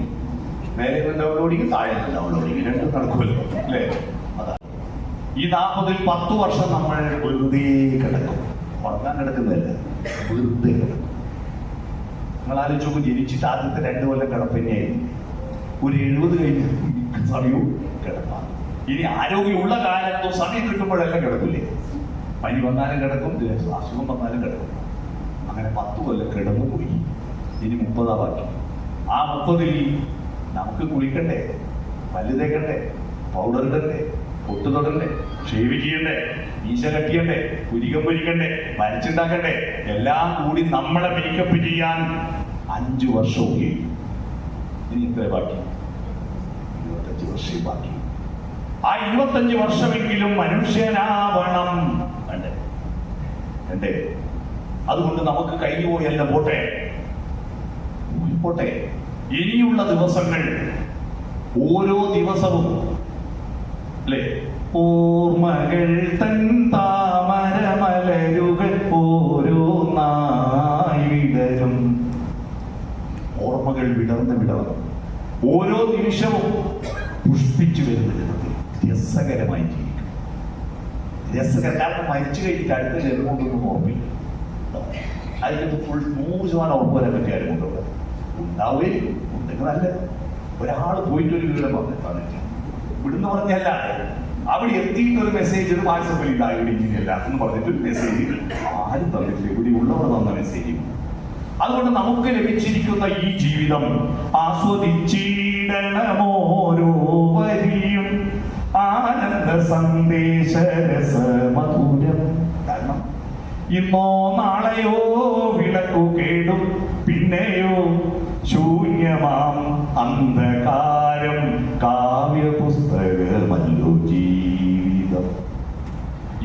ജീവിതത്തെ കാവ്യ പുസ്തകമാണ്. നഷ്ടപ്പെട്ടു പോയിട്ട് ആലോചിച്ച് കാര്യമില്ല. നമ്മൾ എല്ലാ ദിവസവും രാവിലെ ഒരു വാക്ക്, this is the first day first of my life. എന്റെ ബാക്കി ജീവിതത്തിന്റെ ആദ്യത്തെ ദിവസം ഇന്ന്. എന്റെ ബാക്കി ജീവിതത്തിന്റെ ആദ്യത്തെ ദിവസം ഇന്നല്ലേ? കഴിഞ്ഞു പോയത് പോയല്ലോ. കുഞ്ഞുണ്ണി മാഷ് ഒരു കവിതയുണ്ട്, ജനിച്ചു തീർന്നിട്ടില്ല ഇതേവരെ ഞാൻ, ജനിച്ചിടത്തോളം മരിച്ചു കഴിഞ്ഞു കഷ്ടം. നമ്മൾ ജനിച്ചു തീർന്നോ? നമ്മൾ പൂർണ്ണനാകുന്നത് മരണം വരെയുള്ള നമ്മുടെ ജീവിതമാണ്. അപ്പൊ ജനിച്ചു തീർന്നിട്ടില്ലല്ലോ. പക്ഷെ ജനിച്ചിടത്തോളം മരിച്ചു കഴിഞ്ഞില്ലേ? ഒരിക്കൽ കൂടി 10ാം ക്ലാസ് പോയി ഇരിക്കാൻ പറ്റുമോ നമുക്ക്? ആഗ്രഹം നമുക്കുണ്ടല്ലേ? ഒരു വട്ടം കൂടിയൽ ഓർമ്മകൾ മേയുന്ന തിരുമുറ്റത്തെത്തുവാൻ മോഹം. ആ മോഹം. ഞാൻ തൊഴികൾ സ്കൂളിൽ LP സ്കൂൾ പഠിക്കുമ്പോൾ അവിടെ ചാത്തൂട്ടി പാട്ടാളിയിലെ പാഠം കെട്ടിടത്തിലായിരുന്നല്ലോ. അത് തേപ്പൊന്നും കഴിയാത്ത ക്ലാസ് റൂം ഉണ്ടായിരുന്നു. അതിൽ ഈ ചെങ്കലിന്റെ ഓട്ടയില്ല. ഈ ഓട്ടയിലിട്ടിട്ടാണ് വന്ന് കട്ടറില്ലല്ലോ, പെൻസിൽ കുറച്ച് കൂട്ടുക. ഈ ഓട്ടയിലിട്ടിട്ട് ഇങ്ങനെ തിരിക്കും. അപ്പൊ ഓരോ ഓട്ടം ഓരോ കൂട്ടിയില്ല. ആ കെട്ടിടം ഒഴിവാക്കിയിട്ട് സ്വന്തമായി സ്ഥലം എടുത്തു. നല്ല കെട്ടിടമായി ഇപ്പൊ തൊഴിലുള്ള സ്കൂളിൽ. പക്ഷെ ഇപ്പോഴും എനിക്ക് ആ പുതിയ സ്കൂളുമായിട്ട് ഒരു ബന്ധമില്ല. അന്ന് ഞാൻ മെമ്പറായിരിക്കുമ്പോൾ അതിന്റെ കെട്ടിടത്തിന്റെ പണി, അതിന്റെ കുയ്യാട്ടയും എല്ലാം പണി ആർക്കിട്ടായിട്ട് ഞാൻ തന്നെ പോയിട്ടാണ് അതിന്റെ കുയ്യാട്ട വെച്ചു കൊടുത്തത്. പാർക്കിന് ആൾ വന്നിട്ട്, പാർക്കായി പില്ലർ പാർക്കാൻ ആൾ വന്നിട്ട് കുയ്യാട്ട കാണുന്നില്ല. അരിമാഷ് വിളിച്ചു പറഞ്ഞപ്പോൾ നിർത്തിയില്ല. ഞാനെന്ത് മെമ്പർ അത് നോക്കണ്ട, കുയ്യാട്ട നമുക്ക് എന്നെ എടുക്കാം. അങ്ങനെ ആ ഒരു ബന്ധമേ ഉള്ളൂ. പക്ഷെ ഞാൻ പഠിച്ചത് ആ പഴയ കെട്ടിട. ആ കെട്ടിടത്തെല്ലാം പൊടിച്ചിട്ട് ഒറ്റ ക്ലാസ് റൂം ബാക്കി വെച്ചിട്ടുണ്ട്. ആടാ ഈ ചാത്തൂട്ടി പട്ടാളിയുടെ കുഞ്ഞിട്ടത്തായതിന്റെ മോൻ അജയന്റെ പശുവിനെ കിട്ടുന്നില്ല. ഞാനത് വഴി പോകുമ്പോ അതിലൊന്ന് വെറുതെ കയറി. അവിടെ കയറി. അവിടെ നിന്നായിരുന്നു ചെമ്പോഴത്തിൽ ആരാണ് അവിടെ എന്റെ കുഴിയുണ്ടല്ലോ, പെൻസിൽ മോശം കുഴി. അതിലുള്ള മിനുസും ആ സ്നിഗ്ധമായ മിനുസം അവിടെയൊന്ന് തൊടുമ്പോണ്ടല്ലോ, കയ്യെത്തും ദൂരെ ഒരു കുട്ടിക്കാലം, മഴവെള്ളം പോലെ ഒരു കുട്ടിക്കാലം എന്ന പാട്ടോ. നമുക്ക് ഓർമ്മകളുണ്ടല്ലോ, പക്ഷിമൃഗാദികൾക്കൊന്നും അതില്ലല്ലോ. ഉണ്ടോ? ഒരു വാഴക്കന്ന് പൊരിച്ച് നട്ട് കഴിഞ്ഞാൽ പിന്നെ ആ കന്ന് വാഴ കള്ളവാഴയെ പറ്റി ചിന്തിക്കാറുണ്ട്. നമുക്ക് അമ്മയുണ്ടല്ലോ, അച്ഛനുണ്ടല്ലോ, അന്വേഷിക്കാൻ ആളുണ്ടല്ലോ, അല്ലേ? അന്വേഷിക്കാൻ ആളുണ്ടല്ലോ. അലച്ചോക്കൂ. ഞാൻ കഴിഞ്ഞ ദിവസം പിന്നെ ലീലായിൽ ഒരു പരിപാടിയിൽ പ്രസംഗിക്കാൻ വേണ്ടി പോവാ. അവ പോകുമ്പോ എന്നെ എയർപോർട്ടിൽ ഇറക്കാൻ വേണ്ടി അലിയനെ കൂട്ടാൻ വേണ്ടി വീട്ടിൽ പോയി. വീട്ടിൽ പോയി നോക്കുമ്പോ എന്റെ തൊണ്ടയിൽ ഭയങ്കര ശബ്ദം പുറത്തു വരുന്നില്ല. പുറത്തു വരാതിരിക്കുമ്പോ ഞാനവിടെ കിടന്ന് രാത്രി 10 മണിയായി. അലിയൻ ഇറങ്ങുന്നില്ല. അപ്പൊ അമ്മ പറഞ്ഞു നിക്ക്. അപ്പൊ കുറച്ച് കഴിഞ്ഞപ്പോ അമ്മ ഒരു ഡപ്പി തന്നു. ആ ഡപ്പിയിൽ കുരുമുളകും കൽക്കണ്ടവും ഉപ്പും പൊടിച്ചിട്ട് ഒരു ഡപ്പിയിലെത്തി. എന്റെ യാത്രയിലെ ഏറ്റവും വലിയ പാത്രീയം അതായത് ആ പൊടിയാണ് എനിക്ക് സത്യത്തിൽ അവിടെ പ്രസംഗിക്കാൻ എനിക്ക് കരുത്ത് നൽകിയത്. അങ്ങനെ ഒരു അമ്മ നമുക്കുണ്ടല്ലോ, നമുക്ക് മക്കളുണ്ടല്ലോ, നമുക്ക് വിളിച്ചു പറയാലോ. ഇതൊക്കെ ആലോചിച്ചിട്ട് വെറുതെ ഇല്ലാത്തതിനെ പറ്റി നമ്മൾ കരയണോ? വേണ്ട. നമുക്ക് ലഭ്യമായതിന് സുന്ദരമൊക്കെ നമ്മുടെ ഈ പ്രായത്തെ ഫലപ്രദമാക്കണം. ഇങ്ങനെ നമ്മുടെ മക്കളും വലുതായി അല്ലേ? അവരുടെ മക്കളോ? ഇപ്പൊ കുട്ടികളെല്ലാം വളർത്തുന്നത് അപ്പൂപ്പനും അമ്മൂമ്മയാണ്. മിക്ക കുട്ടികൾ വളരുന്നത് അപ്പൂപ്പനും അമ്മൂമ്മയും വളർത്തുന്നു. അത് നല്ല കാര്യമെന്നല്ലേ ഇവിടെ. പക്ഷെ ആ ജനറേഷൻ ഗ്യാപ്പ് ഫീൽ ചെയ്യാതെ നമ്മൾ പഴയതൊന്നും മറക്കുകയില്ല, പുതിയതൊന്നും പഠിക്കുകയില്ല എന്നൊരവസ്ഥ മാറി. ന്യൂ ജനറേഷനിലേക്ക് പോകുമ്പോൾ അതിനനുസരിച്ച് നമ്മൾ മാറും. അവർക്ക് പണ്ട് പുഴയും തോണിയും തമ്മിൽ തർക്കം നടന്നിരുന്നു. ആരാണ് പ്രഗത്ഭനെന്നായിരുന്നു തർക്കം. ആ തർക്കത്തിൽ ജയിച്ചത് തോണിയാണ്. അതിന്റെ കാരണം തോണിയുടെ വാദം ആണ് വിജയിച്ചത്. പുഴയോട് തോണി പറഞ്ഞു, നീ അടിയില്ല, ഞാൻ മേലെയാണ്. അപ്പൊ ഞാനല്ലേ പ്രഗത്ഭൻ, ഞാനല്ലേ മേലെ. അപ്പൊ പുഴ തോൽവി സമ്മതിച്ചു. ശരി. എന്നിട്ട് പുഴയെന്ന് വറ്റിക്കളഞ്ഞു. പിന്നെ തോണിക്കത്ത് നമ്മൾ ആ പുഴയാണ്. നമ്മുടെ കുട്ടികൾ നമ്മുടെ സംസ്കാരത്തിന്റെ ഈ വാഹിനിയിൽ ഒഴുകുന്ന തോണി. നമ്മൾ വറ്റരുത്. നമ്മൾ ചലിച്ചുകൊണ്ടിരിക്കുക, ഒഴുകിക്കൊണ്ടിരിക്കുക. നമ്മുടെ കുട്ടികൾ നമ്മൾ ഈ പേര് വിളിക്കുമ്പോൾ 28ാമത്തെ ദിവസം പേര് വിളിക്കുമല്ലോ. 28ാമത്തെ ദിവസം പേര് വിളിക്കുന്നത് 27 നക്ഷത്രം കഴിഞ്ഞിട്ട് ഒരു കുട്ടീൻ്റെ ജന്മനക്ഷത്രം പശ്ചിമ 28ാമത്തെ ദിവസം അല്ലേ? നമുക്ക് 3 പിറന്നാളുണ്ട്. നമ്മുടെ എന്തെങ്കിലും എൻ്റെ മുന്നിലുള്ള നിങ്ങൾക്ക് പലർക്കും 3 പിറന്നാൾ ആഘോഷമുണ്ടാവും. ഒന്ന് ഒറിജിനൽ ഇംഗ്ലീഷ് തീയതി, പഞ്ചായത്തിലെ മുനിസിപ്പാലിറ്റി ഇംഗ്ലീഷ്. 2 മലയാള മാസവും നക്ഷത്രവും. 3 LP സ്കൂൾ ഹെഡ്മാസ്റ്റർ നിശ്ചയിച്ചു അല്ലേ? എന്നെ സ്കൂളിൽ ചേർക്കാൻ വേണ്ടിയിട്ട് അച്ഛൻ കൂട്ടി പോയാലോ. നെട്ടൂരെ കുഞ്ഞിരാ മാഷ് ചോദിച്ചു എപ്പാ ആരാണ് ഇവരെ പറ്റി. അച്ഛൻ പറഞ്ഞു പെരും മലക്കിയാണ് വനകൃഷി നടത്തി കൊല്ലാൻ പറ്റും. അതേത് കൊല്ലും അത് കണ്ണവും പാലത്തിന് വെള്ളപ്പൊക്കം കണ്ണറിഞ്ഞ് വെള്ളം പിടിക്കാം. വീടുന്ന് മാഷ് നോക്കുമ്പോൾ ജൂണിൽ 5 വയസ്സ് തന്നെയാണെങ്കിൽ മെയ് പ്രസവിക്കണ്ടേ. അതുകൊണ്ട് മെയ് 4 ജന്മദിനം മാഷ് തീരുമാനിച്ചു. അതുകൊണ്ട് ഞാൻ എൻ്റെ ഡേറ്റ് ഓഫ് ബർത്ത് ഫേസ്ബുക്ക് കൊടുക്കണമല്ലോ. മെയ് 4 കൊടുക്കും. ഇപ്പൊ മെയ് 3-ാം തീയതി രാത്രി മുതൽ എനിക്ക് ഇങ്ങനെ മെസ്സേജ് വരും, ഹാപ്പി ബർത്ത്ഡേ. ഇതാ എല്ലാം കൃത്യമായിട്ട് എല്ലാവർക്കും ഹാപ്പി ബർത്ത്ഡേ അയക്കുന്ന ഒരാളാക്കിയാണ്. ഇതൊരു അത്ഭുതമാണ് കേട്ടോ. ഈ പേരാവൂർ കൂത്തുപറമ്പ് ഇപ്പുറമുള്ള മുഴുവൻ ആളുകളുടെയും ഹാപ്പി ബർത്ത്ഡേ അയക്കുന്നത്. അപ്പൊ ഇങ്ങനെ ഹാപ്പി ബർത്ത്ഡേ വരും. ഞാനത് ചെയ്യുമ്പോൾ പരേതനായ നെട്ടൂർ കുഞ്ഞിരാം മാഷിന്റെ പാതാര ബിന്ദുവിലേക്ക് പോകുകയും അയാൾ ഞാനുമായിട്ടൊന്നും ബന്ധമുണ്ടോ? മനസ്സിലായി? ഒരു ബന്ധമില്ല. അപ്പൊ 3 ജന്മദിനോടാണ് നമുക്ക് അല്ലേ? അപ്പൊ 28ാമത്തെ ദിവസം നക്ഷത്രം വരും. അന്ന് പേര് വിളിക്കും, പാല് കൊടുക്കും അല്ലേ? അരയിൽ നൂല് കൊടുക്കും. ഈ നൂലെടുക്കുന്ന ഈ നൂലിന്റെ അർത്ഥം എന്താണ്? ഞാൻ പല സ്വാമിമാരോടും ആധ്യാത്മിക പ്രഭാഷകന്മാരോടും ചോദിച്ചു. നമ്മളെ ശ്രീനിവാസൻ മരിച്ചുപോയ ശ്രീനിവാസൻ പഠിച്ച 10,000 സ്കൂളിൽ ഒരു വയോജന സംഗമം നടന്നപ്പോൾ ഞാൻ അവിടെ ചോദിച്ചു, എന്തിനാ നൂല് കിട്ടുന്നത്? ആരും ഒന്ന് പറയാഞ്ഞപ്പോ ഒരു സാഹിത്യ ടീച്ചർ പറഞ്ഞു, നൂല് കിട്ടുന്നതിന്റെ അർത്ഥം ആർക്കും മനസ്സിലാവില്ല. ഞാൻ പറഞ്ഞത് എന്താ ടീച്ചർ പറഞ്ഞത്? കുഞ്ഞിനെ ആരാ ഗർഭം ആരാ പ്രസവിക്കുന്നത്? അമ്മ. ആരാ മുലയൂട്ടുന്നത്? അമ്മ. എല്ലാം ആരാ ചെയ്യുന്നത്? അമ്മ. പക്ഷെ കുട്ടി അമ്മേന്റെ മാത്രമല്ലല്ലോ, അച്ഛനും കൂടി അവകാശമില്ലേ. അപ്പൊ അച്ഛനൊരു പ്രയാസം വേണ്ടാന്ന് വിചാരിച്ചിട്ട് 28ാമത്തെ ദിവസം കുട്ടീനെ പാർട്ടീഷൻ ചെയ്ത് 2ആക്കി നടുക്കൊരാക്കി അച്ഛന് നല്ല രസമെന്ന് പറഞ്ഞു അല്ലേ? യഥാർത്ഥത്തിൽ ഈ നൂല് കെട്ടുന്നത്, നൂലെന്ന് പറയുന്നത് സംസ്കാരത്തിന്റെ പിരിവാണ്. അച്ഛനും അമ്മയും 2 പിരിയല്ലേ? അച്ഛനും അമ്മയും പിരിച്ചുണ്ടാക്കുന്ന സംസ്കാരം. നൂലിന്റെ പ്രത്യേകത അതിന് അറ്റമില്ല. അത്രയും പിരിച്ചു നിൽക്കാം. നമ്മുടെ ജീവിതം അങ്ങനെയല്ലേ? പിരിച്ചു നിൽക്കുന്നില്ല. ആ സംസ്കാരത്തിന്റെ നൂല് കൊണ്ട് കുട്ടിയെ അരയിൽ പിടിച്ച് കെട്ടുക. കെട്ടുമ്പോ പറയാം, നിന്റെ ശരീരം അല്ല ഇനി പ്രധാനം. ശരീരത്തിന് വിശക്കുമ്പോ കണ്ടെടുത്ത് പോയി തിന്നരുത്, കണ്ടെടുത്ത് പോയി വിസർജിക്കരുത്. കുഞ്ഞുങ്ങൾക്കൊക്കെ അങ്ങനെ ചെയ്യാലോ. കണ്ട ആളോട് ഇട ചെയ്യരുത്.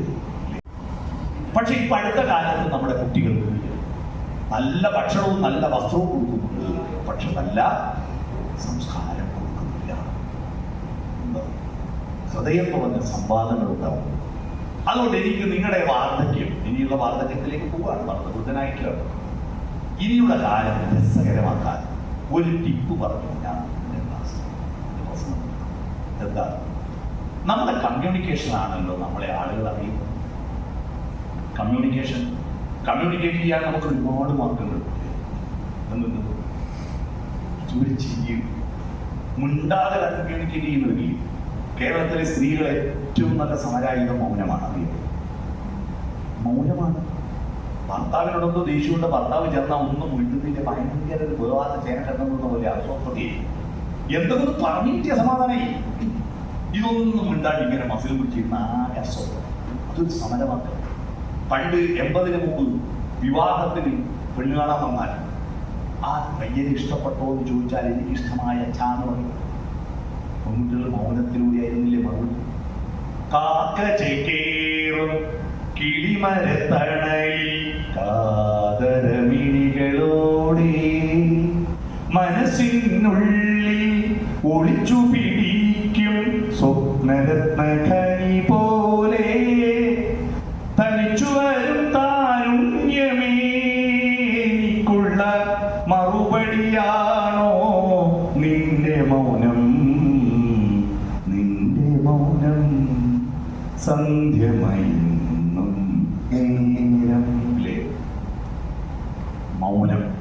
പല വിധത്തിലുള്ള കമ്മ്യൂണിക്കേഷൻ. ഈ കമ്മ്യൂണിക്കേഷൻ ഏത് വിധത്തിലായിരുന്നു? സോഫ്റ്റനായ കമ്മ്യൂണിക്കേഷൻ. കഠോരമായ കമ്മ്യൂണിക്കേഷൻ വേണ്ട, സോഫ്റ്റനായ കമ്മ്യൂണിക്കേഷൻ ഉണ്ടാക്കി വെക്കൂ. നിങ്ങളുടെ ജീവിതം രസകരമാവും. നിങ്ങളെല്ലാവർക്കും നിങ്ങളൊരു ബാധ്യതയും പോകില്ല. എങ്ങനെയാണ് ഈ സോഫ്റ്റനായ കമ്മ്യൂണിക്കേഷൻ? മെല്ലെ പറയാൻ. സോഫ്റ്റിന്റെ സ്പെല്ലിംഗ് പഠിച്ചാൽ SOFTEN. എസ് പറഞ്ഞ സ്മൈലി, പുഞ്ചിരിക്കുക. പുഞ്ചിരിക്കാൻ പഠിക്കുക. പുഞ്ചിരിക്കുമ്പോൾ കാണുന്നവരെക്കാൾ പുഞ്ചിരിക്കുന്നവർക്കാണ് എനർജി കിട്ടുക. നിമ്മന്ദഹാസം ചന്ദ്രികയായെങ്കിൽ എന്നും പൗർണമി വിടർന്നേനെ, നിൻമുഖരേണുക്കൾ പുഷ്പങ്ങളായെങ്കിൽ എന്നും മാധവമുണർന്നേനെ. ഒന്ന് പുഞ്ചിരി. മക്കളെ നോക്കി, കൊച്ചുമക്കളെ നോക്കി ഒന്ന് ചിരിക്കണം. നിങ്ങൾ ചിരിച്ചാൽ പോരാ, നിങ്ങളുടെ വീട് ചിരിക്കണം. വീട് പുഞ്ചിരിക്കാനുള്ള മാർഗത. വീടിന്റെ ചൂടാണല്ലോ മുല്ലത്തെ വാതിൽ. രാവിലെ എഴുന്നേറ്റ് വാതിൽ നോക്കുക. എന്നിട്ട് മക്കളെയും കൊച്ചുമക്കളെയും കൂട്ടിയിരിക്കും. ഇസ്രായേലിലെ പട്ടാളക്കാരെ പഠിപ്പിക്കുക. നമുക്ക് വരാന്തയിൽ ഇറങ്ങി പൂക്കളോട് പൂമ്പാറ്റകളോടൊന്ന് സംവദിക്കാം. അല്ലാതെ രാവിലെ ഇസ്രായേലിലെ പട്ടാളക്കാർ 3-4 കൊല്ലായിട്ട് രാവിലെ ഉറക്കളിങ്ങനെ 3 മിസൈലയക്കും. എന്നിട്ട് പറ്റുവരുത്തേക്കും ക്ഷീണയ്ക്ക് വരുന്നത് മിസൈലയക്കുക. നമ്മുടെ വീട്ടിലുണ്ടായിപ്പോ രാവിലെ എണീറ്റാൽ നേരെ പോയിട്ട് ടിക്ക് ടിക്ക് ടിക്ക് 3 തീ കൊടുക്കലാണ് ഗ്യാസിന്റെ അടുത്ത്, അല്ലേ? തിന്നാനുള്ള വകയുണ്ടാക്കുന്ന പിന്നെയാവാം. നമ്മൾ മുറ്റത്ത് പ്രഭാതം എന്ന അത്ഭുതം. പ്രഭാതം വിടരും, പ്രദോഷം വിടരും, പ്രതീചി രണ്ടും കണ്ടു നിൽക്കും. ഉദയമില്ലാതില്ല അസ്തമനം, ഉണരൂ മനസ്സേ ഉണരൂ. രാവിലെ വീടും പുഞ്ചിരിക്കുക, നിങ്ങൾ പുഞ്ചിരിക്കാൻ അറിയുന്ന ഒരേ ഒരു ജീവി മനുഷ്യരല്ലേ. ധർമ്മടം കേന്ദ്രീയ വിദ്യാലയത്തിൽ ഒക്ടോബർ 1 ഒരു പരിപാടി വെച്ചു. ഒക്ടോബർ 1 പ്രത്യേകത അറിയാമോ? വയോജന ദിനം. ഗ്രാൻഡ് ഫാദർ ഗ്രാൻഡ് മദർ സംഗമം. രക്ഷിതാക്കളെ വിളിച്ച് അച്ഛൻ വരുന്ന അമ്മ വരില്ല, അമ്മ വരുന്നത് അച്ഛൻ വരില്ല. ഗ്രാൻഡ് ഫാദർ സംഗമം വെച്ച് നോക്കുമ്പോൾ ഒരു കുട്ടിക്ക് 4 ആളുണ്ടാവില്ല, എല്ലാവരെയും വന്നു. അവിടെ അവരോട് പ്രസംഗിക്കാൻ എന്നെ വിളിച്ച അപ്പൊ അധ്യക്ഷ പ്രസംഗം നടത്തുന്ന ടീച്ചറെ വിളിച്ചിട്ടുണ്ട്. ടീച്ചർ പ്രസംഗം പറഞ്ഞു, മക്കളെ ഇവരെ നോക്കൂ, ഇവരെ സ്നേഹിക്കണം, സഹായിക്കണം, പരിഗണിക്കണം എന്നൊക്കെ പറയുമ്പോ ടീച്ചർ ഒരു പഴഞ്ചൊല്ലി പറഞ്ഞു, പഴുത്ത പ്ലാവിലെ വീഴുമ്പോ പച്ച പ്ലാവിലെ ചിരിക്കും. പക്ഷെ പച്ച പ്ലാവിൽ ഇതുപോലൊരു കാലം ചിരിക്കല്ലേ എന്ന് പറഞ്ഞപ്പോ യെസ് പറഞ്ഞു. അപ്പൊ ഒരു 6ാം ക്ലാസ് പഠിക്കുന്ന ഒരു വിദ്വാൻ എഴുന്നേറ്റു. അപ്പൊ ടീച്ചർമാർ വേദി എന്ന് പറയുന്നത് വിദ്യാനന്റെ അമ്മയ്ക്കോട്ടെങ്കിൽ ഇവരെന്ത് പറയുന്നു എന്തൊക്കെ ഒന്ന് ചോദിക്കുന്നു. അപ്പൊ ടീച്ചറിന് സംശയം എന്താ, പഴുത്ത പ്ലാവിലെ വീഴുമ്പോ പച്ചപ്ലാവിലെ ചിരിക്കാതിരുന്ന പഴുക്കാണ്ട് കൊന്നിട്ടു. മനസ്സിലായി? ചിരിക്കുക, സ്മൈൽ, ഓപ്പൺ ഹേഡ്, ഹൃദയം തുറന്ന് വർത്താനം. ആരെ കൂട്ടുകാരുണ്ടാവും. മണിച്ചിത്രത്താഴ് സിനിമേന്റെ ഫസ്റ്റ് രംഗം ഓർക്കട്ടെ. ഒരാൽത്തറയിൽ ഇരുന്നിട്ട് അക്ഷര ശ്ലോകം ചൊല്ലുക ഇന്നസെന്റും. അപ്പൊ അയാൾ ചൊല്ലേണ്ട ശ്ലോകം, താക്കോൽ കൊടുക്കാതരണോദയത്തിൽ താനേ മുഴങ്ങും വലിയോരലാളം, പൂങ്കോഴിതൻ പുഷ്കല കണ്ഠനാദം കെട്ടിങ്ങെഴുന്നേറ്റു കൃഷീവലന്മാർ എന്നാണ് ചൊല്ലേണ്ടത്. പക്ഷെ ഇയാൾക്ക് താക്കോൽ എടുക്കാൻ മറന്നുപോയി എന്നാവായിരുന്നു. അന്നേരം താക്കോൽ മറന്നുപോയ ഓർമ്മ വന്നത്. എന്നിട്ടാണ് കൊട്ടാരത്തിലേക്ക് പോയിട്ട് ആളുന്ന പ്രേതത്തെ കാണുന്നത്, അല്ലേ? ആ ആഴ്ചകളെ വെച്ചിട്ടുണ്ട്. മാക്സിമം നിങ്ങൾ ഒന്നുകിൽ വായനശാല, അല്ലെങ്കിൽ ഏതൊരു പൊതുവിധം, അല്ലെങ്കിൽ ഏതൊരു വീട്ടിൽ അപ്പുറത്തെ വീട്ടിൽ പോയി പണ്ട് പേര് നോക്കാൻ വേണ്ടി അപ്പുറം ഇപ്പുറം നിൽക്കുന്നുണ്ട്, അല്ലേ? ഇപ്പൊ പേര് കുറ്റനാശം വന്നു പോയി. ഒരു പേരിനെ കാണാത്ത കാലം. ഒന്ന് അപ്പുറം ഇപ്പുറം അടുത്ത് ഇരുന്നിട്ട് ആ ഒരു ടച്ചില്ല. അതുകൊണ്ടൊന്ന് അപ്പുറം ഇപ്പുറം വീട് ഹൃദയം തോന്നുന്നു വർത്തമാനം പറയും. എന്താ വർത്തമാനം? ദുഷിപ്പല്ല. അതാരാ പോകും? സബാസ്റ്റ്യൻ മഹാവൃത്തിയിട്ടോ ആരാൻ കൂട്ടി തീരെ പോക്കാം. ബഷീർ ഒന്നിന് കൊള്ളില്ല. പഞ്ചായത്ത് കൊണ്ട് ചുറ്റിന് കൊള്ളില്ല. പ്രസിഡന്റ് പോക്ക്, MLA പോക്ക്, മന്ത്രി പോക്ക്, എല്ലാരും പോക്ക്. ഒരാളെ ലോകത്ത് നല്ലേ. അതാരാ? ഇത് കേട്ട് നമ്മുടെ കുട്ടികളുടെ മനോഭാവം അയാമൊക്കെ ആർ നോട്ട് ഓക്കെ. ഞാൻ മാത്രം ശരി, നിങ്ങളൊന്നും ശരിയല്ല. അതിന് പകരം ഹൃദയം തുറന്ന് കുടുംബക്കാരോടെല്ലാം വർത്തമാനം ഓപ്പൺ ചെയ്ത്. മൂന്നാമത്തത് അഹന്ത വേണ്ട, ഫോർവേഡിൽ കുട്ടികളിലേക്ക് നമ്മൾ കാണാൻ കുട്ടികൾ നമ്മളിലേക്ക് വരും. ഞാൻ വലിയ പഞ്ചായത്ത് പ്രസിഡന്റ്, കുട്ടിയെ എടുക്കാൻ പിടിയില്ല വാ എന്ന് പറഞ്ഞാൽ കുട്ടീനെ എടുക്കാൻ പറ്റുമോ? നമ്മൾ കുട്ടിയിലേക്ക് താണാലും കുട്ടി നമ്മളിലേക്ക് വരൂ. അതാ ഫോർവേഡിൽ. നമ്മുടെ ശരീരത്തിലെ സന്ധികൾ നോക്കൂ. കാലിന്റെ മുട്ട് മാത്രമേ പുറകോട്ട് മടങ്ങുന്നുള്ളൂ, ബാക്കിയെല്ലാം മുന്നോട്ട് മടങ്ങുന്ന. കാലിന്റെ മുട്ട് പുറകോട്ട് മടക്കി വെച്ചത് പുറകോട്ട് നടക്കാനല്ലല്ലോ, മുന്നോട്ട് ഓടാൻ വേണ്ടിയാ. എന്നിട്ടും നമ്മുടെ സന്ധികൾ മുന്നോട്ട് മടങ്ങി നമ്മളിങ്ങനെ പുറകോട്ട് മടങ്ങുന്നതിന് ഫോർവേഡിൽ. അടുത്തത് ടീ ടച്ച്, തൊടണം. നിങ്ങൾ നിങ്ങളുടെ മക്കളുടെ ശരീരത്തിൽ തൊട്ടിട്ട് പ്രകാരം അവര് വലിയ ആളായി പോയതെന്ന് തൊടാൻ പാടില്ലേ? ആ ശരീരം നിങ്ങളിൽ നിന്നുണ്ടായതല്ലേ? അവരുടെ ചുമലിൽ നിന്ന് കൈവച്ചൂടെ? അല്ലെ അവരോട് എന്റെ പുറത്തൊന്ന് ചോദ്യം അടാൻ നടക്കൂടെ? പുറം കണ്ടുപിടിച്ച് എന്നെ ചോദ്യം മാത്രം ഒരു എന്തെങ്കിലും ഒരു ഉപകാരമുണ്ടോ? പുറത്ത് കൈകൊണ്ട് കാലോട്ടാൽ എന്തെല്ലാം ഉപകാരമുണ്ട്? എത്രയാ പ്രീതേരിയ പുറത്തിന് പോകുന്നു? ചോദ്യം മാത്രമുണ്ടേ? ഒന്ന് മാറ്റിത്താടാ, ഒന്ന് ചുമലിലേക്ക് ടച്ച്. അത് മക്കളോട് മാത്രമല്ല, ഭാര്യയും ഭർത്താവും അടുത്തിരിക്കുമോ. നമ്മൾ മലയാളികൾ വലിയ പുരോഗതിയൊക്കെ പറയും, പക്ഷേ ടച്ച് ബെഡ്റൂമിൽ മാത്രം. നാട്ടുകാരുടെ മുമ്പിൽ ബസ് പോകുമ്പോൾ സീറ്റ് പോലും ഇരിക്കില്ല.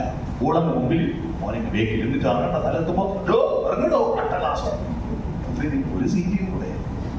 ഭാര്യ ഭർത്താവ് ഇങ്ങനെ നടന്നു പോയി. ഇപ്പൊ എല്ലാവരും കാറ് പോകുന്നതുകൊണ്ട് നടന്നു പോകുന്ന കാഴ്ചയില്ല. പണ്ടെല്ലാം നടന്നു പോകുന്നതല്ല. ഭർത്താവിന്റെ മുമ്പിൽ ഭാര്യയ്ക്ക് ബേക്കിൽ പശു കക്കുട്ടി പോലെ ഒന്നിച്ച് നടന്നൂടെ? വീട്ടിൽ ഒരുമിച്ചിരുന്നൂടെ? മക്കൾ കാണട്ടെ നിങ്ങൾ പ്രേമിക്കുന്നത്. വാർദ്ധക്യത്തിൽ പ്രേമം പൂക്കണം. ഇന്നലെ തിരുവാതിര ദിവസം. തിരുവാതിര എന്താണ്? തിരുവാതിര മഹോത്സവം എന്താണ്? ഇരിങ്ങണ്ണൂരിൽ മഹാശിവക്ഷേത്രത്തിൽ എന്റെ പ്രഭാഷണം ഉണ്ടായിരുന്നു. പ്രണയത്തെ കുറിച്ചല്ല പ്രഭാഷണം. പ്രണയം എന്ന് പറയുന്നത് ഇപ്പോഴത്തെ കുട്ടികൾ പറയുന്നതൊന്നുമല്ല, അതിന്റെ മഹത്വത്തെ കുറിച്ചാണ് പ്രസംഗിച്ചത്. ശിവപാർവതിമാരുടെ പ്രണയത്തിന്റെ കഥകൾ പറഞ്ഞില്ല. പ്രേമം കല്യാണം വരെയുള്ള തട്ടിപ്പാന്ന പലരുടെയായിരുന്നു. വിവാഹം വരെ രാവിലെ ഉച്ചക്ക് രാത്രി ഐരവ്യായിരുന്നു. കല്യാണം കഴിഞ്ഞിട്ട് എത്ര വയസ്സ് പറഞ്ഞു ഐരവ്യൂ എന്താ പറയാത്തത്? എന്താ കല്യാണം കഴിഞ്ഞാൽ ഐരവ്യൂ പറയാത്തതെന്ന് ചോദിച്ചപ്പോൾ ഒരാൾ പറയാതെ ഒരു സദസ്സുണ്ട്. അത് ഇലക്ഷൻ കഴിഞ്ഞാൽ പിന്നെ പ്രചരണം വേണ്ടല്ലോ. അതുകൊണ്ട് ടച്ച്, ഹൃദയത്തിൽ തൊടും, ശരീരത്തിൽ തൊടും. SOFT. അടുത്തത് ഈ ഐ കോണ്ടാക്ട്, കണ്ണിൽ നോക്കി സംസാരിക്കും. നമ്മുടെ കണ്ണിന്റെ ജീവൻ. നമുക്ക് എന്തൊന്നും അസുഖം വന്നാൽ അല്ലേ ഡോക്ടർ ആദ്യം നോക്കിയ കണ്ണിന്റെ പുഴ വന്നിട്ട് വിടുന്നില്ലേ? ജീവൻ അവിടെയാണ്. ഗൾഫ് പോകുമ്പോൾ നിങ്ങൾ പോയവർക്കറിയാലോ, പാസ്പോർട്ടിനേക്കാൾ പ്രധാനം കണ്ണിന്റെ ഫോട്ടോ. കണ്ണിന്റെ സൗന്ദര്യം വെച്ചിട്ട് നമ്മളെല്ലാം ബാല്യത്തിൽ എത്ര പേരുണ്ടായിരുന്നു? അമ്പുജാക്ഷി, കമലാക്ഷി, വനജാക്ഷിയാണ്. വനജയല്ല, വനജാക്ഷി, മീനാക്ഷി, വിശാലാക്ഷി. എൻ്റെ നാട്ടിൽ ഏറ്റവും കൂടുതൽ കുറേ ആളുണ്ട് വിശാലാക്ഷി. വിശാലു എന്നാണ് വിളിക്കല്, വിശാലാക്ഷി. കാരണം പെണ്ണുങ്ങൾക്ക് വലിയ കണ്ണാ സൗന്ദര്യം, വലിയ കണ്ട സൗന്ദര്യം. അതുകൊണ്ട് വിശാലാക്ഷി. നേരെ തിരിച്ചാണ്, ആണുങ്ങൾക്ക് ചെറിയ കണ്ണാ സൗന്ദര്യം. അതുകൊണ്ട് ആണുങ്ങളെ കുഞ്ഞി കണ്ണായിരുന്നു. അതാ കണ്ണ് ചെറിയ വിഷയമൊന്നുമല്ല. മഞ്ജു വാര്യരുടെ കണ്ണിന്റെ വലിപ്പം കുറഞ്ഞോണ്ടല്ലേ അതിലും വലിയ കണ്ണുകളെടുത്താലും മറ്റോ പോയി. അതിന്റെ അല്ലേ? അതാണ് കണ്ണിൽ നോക്കി സംസാരിക്കും. Eye contact. അടുത്തത് നോഡിങ്, പരസ്പരം സമ്മതിക്കും. നമ്മുടെ വീടുകൾ ഇപ്പോഴും പണ്ടത്തെ സന്ദർഭത്തില. ഗൃഹനാഥനായ മൽവാൻ ദേവൻ, ഭാര്യ മക്കളോ കട്ടപ്പ കഴിയും. പരസ്പരം അംഗീകരിച്ച് നോഡിങ്, തലകുലിക്കുക, സമ്മതിക്കുക. ഡെമോക്രസി വീട്ടിലുണ്ടാവും, നാട്ടിലുണ്ടായ പോരാ. കുടുംബങ്ങൾ പരസ്പരം ബഹുമാനത്തോടുകൂടി ജീവിക്കും. അങ്ങനെ smile, open head, forward lean, touch, eye contact, nodding, soft and your communication. അത്തരത്തിൽ നമ്മുടെ ഇനിയുള്ള ദിവസങ്ങൾ രസകരമാക്കുക. വാട്സപ്പിലും മറ്റൊക്കെ നമ്മുടെ കൂട്ടുകാരുമായിട്ട് വിളിക്കുക, പരസ്പര രോഗികൾ പറയുക. വെറുതെ ചോറായ കൂട്ടാൻ എന്താ വെച്ച് പറയാൻ വേണ്ടിയല്ല വാട്സപ്പ്. നിങ്ങൾ ചെറുപ്പത്തിൽ കേട്ട കഥകൾ പറയുക, കവിതകൾ ചൊല്ലുക. പുതിയ കവിതകളുണ്ട് കേട്ടോ, നല്ല കവിതകളുണ്ട്. ടി പത്മനാഭൻ പോലുള്ള കുറെ തന്തവൈകളാണ്. പണ്ടത്തെ കവിത മാത്രമേ നല്ലുള്ളൂ, പുതിയതൊന്നും ഇല്ലാതെ പറയും. അവർ വായിക്കാത്തതിന്റെ കുഴപ്പമാണ്. എത്ര നല്ല കവിതകൾ ഇറങ്ങുന്നുണ്ടെന്ന് പറയാം. ഞാൻ ഡെയിലി ഒരു കവിത വായിക്കാൻ പോകുന്നില്ല. നല്ല കഥകൾ പണ്ടത്തെ കവിത വ്യാഖ്യാനിക്കണമെങ്കിൽ വലിയ പണിയാണ്, അർത്ഥം മനസ്സിലാവും. ഇന്ന് നേരിട്ട് സംവദിക്കുന്ന കവിത. അതുകൊണ്ട് കവിതകൾ വായിക്കുക, നല്ല കഥകൾ വായിക്കുക, പരമാവധി പുസ്തകങ്ങൾ വായിക്കുക, നാടകങ്ങൾ കാണുക. ശിവദാസ മാഷ് നാടകത്തിന്റെ ആശാനാണ് അല്ലേ? നാടകങ്ങൾ കാണുക, നല്ല ചിത്ര പ്രദർശനങ്ങൾ കാണുക. കവിയുടെ ആർട്ട് ഗാലറിയിൽ ചിത്ര പ്രദർശനങ്ങൾ അത് കാണുക, നല്ല സിനിമകൾ കാണുക. ഞാൻ പറഞ്ഞില്ല അപ്പൂപ്പൻ, എൻ്റെ അപ്പൂപ്പൻ സിനിമ കാണാൻ ഉത്തർപ്രദേശിലെ നാളെ ഫ്രീ ആണ്. കാരണം ടാക്കീസ് ഉദ്ഘാടനം ചെയ്യുന്ന അന്നും ഒരു സിനിമ കാണാൻ പോകുമല്ലോ. അതുകൊണ്ട് നിങ്ങളുടെ ടിക്കറ്റ് വേണ്ട, എല്ലാ സിനിമ കാണണം, മാക്സിമം സിനിമ കാണണം.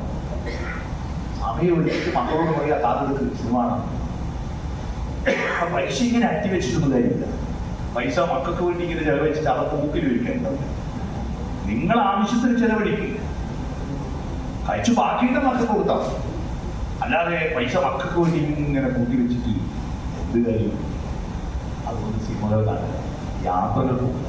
അത്തരത്തിൽ രസകരമായ ഒരു ജീവിതം എനിക്കിവിടെ ദിവസങ്ങളിൽ ഉണ്ടാവാൻ ഈ സംഗമം നിങ്ങൾക്ക് കരുത്തു തരട്ടെ എന്ന് ആശംസിച്ചുകൊണ്ട് എൻ്റെ ജ്യേഷ്ഠ സഹോദരന്മാരും സഹോദരികളുമായിരിക്കുന്ന നിങ്ങളുടെ മുന്നിൽ ഇങ്ങനെ എന്നോട് ചില ചിന്തകൾ പങ്കുവെക്കാൻ അവസരം തന്നതിന് ഇതിൻ്റെ സംഘാടകരോട്, എന്നെ കേട്ടതിന് നിങ്ങളോടെല്ലാം നന്ദി പറഞ്ഞുകൊണ്ട് എല്ലാവർക്കും ഒരിക്കൽ കൂടി പുതുവർഷ ആശംസകൾ അറിയിച്ചുകൊണ്ട് ഞാൻ എൻ്റെ ഭാഷണം ചുരുക്കുന്നു. നമസ്കാരം.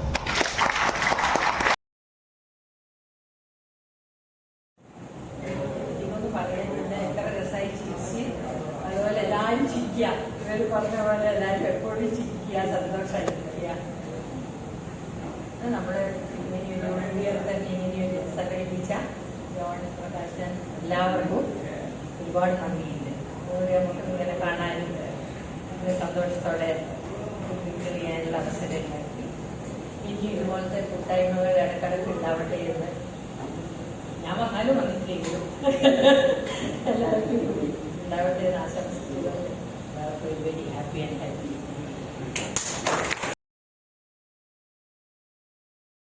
സ്കൂളാണ് 50 വർഷം കഴിഞ്ഞിട്ട് വീണ്ടും കൂടാണ് 3 വർഷം കൂടിയിട്ടുണ്ട്.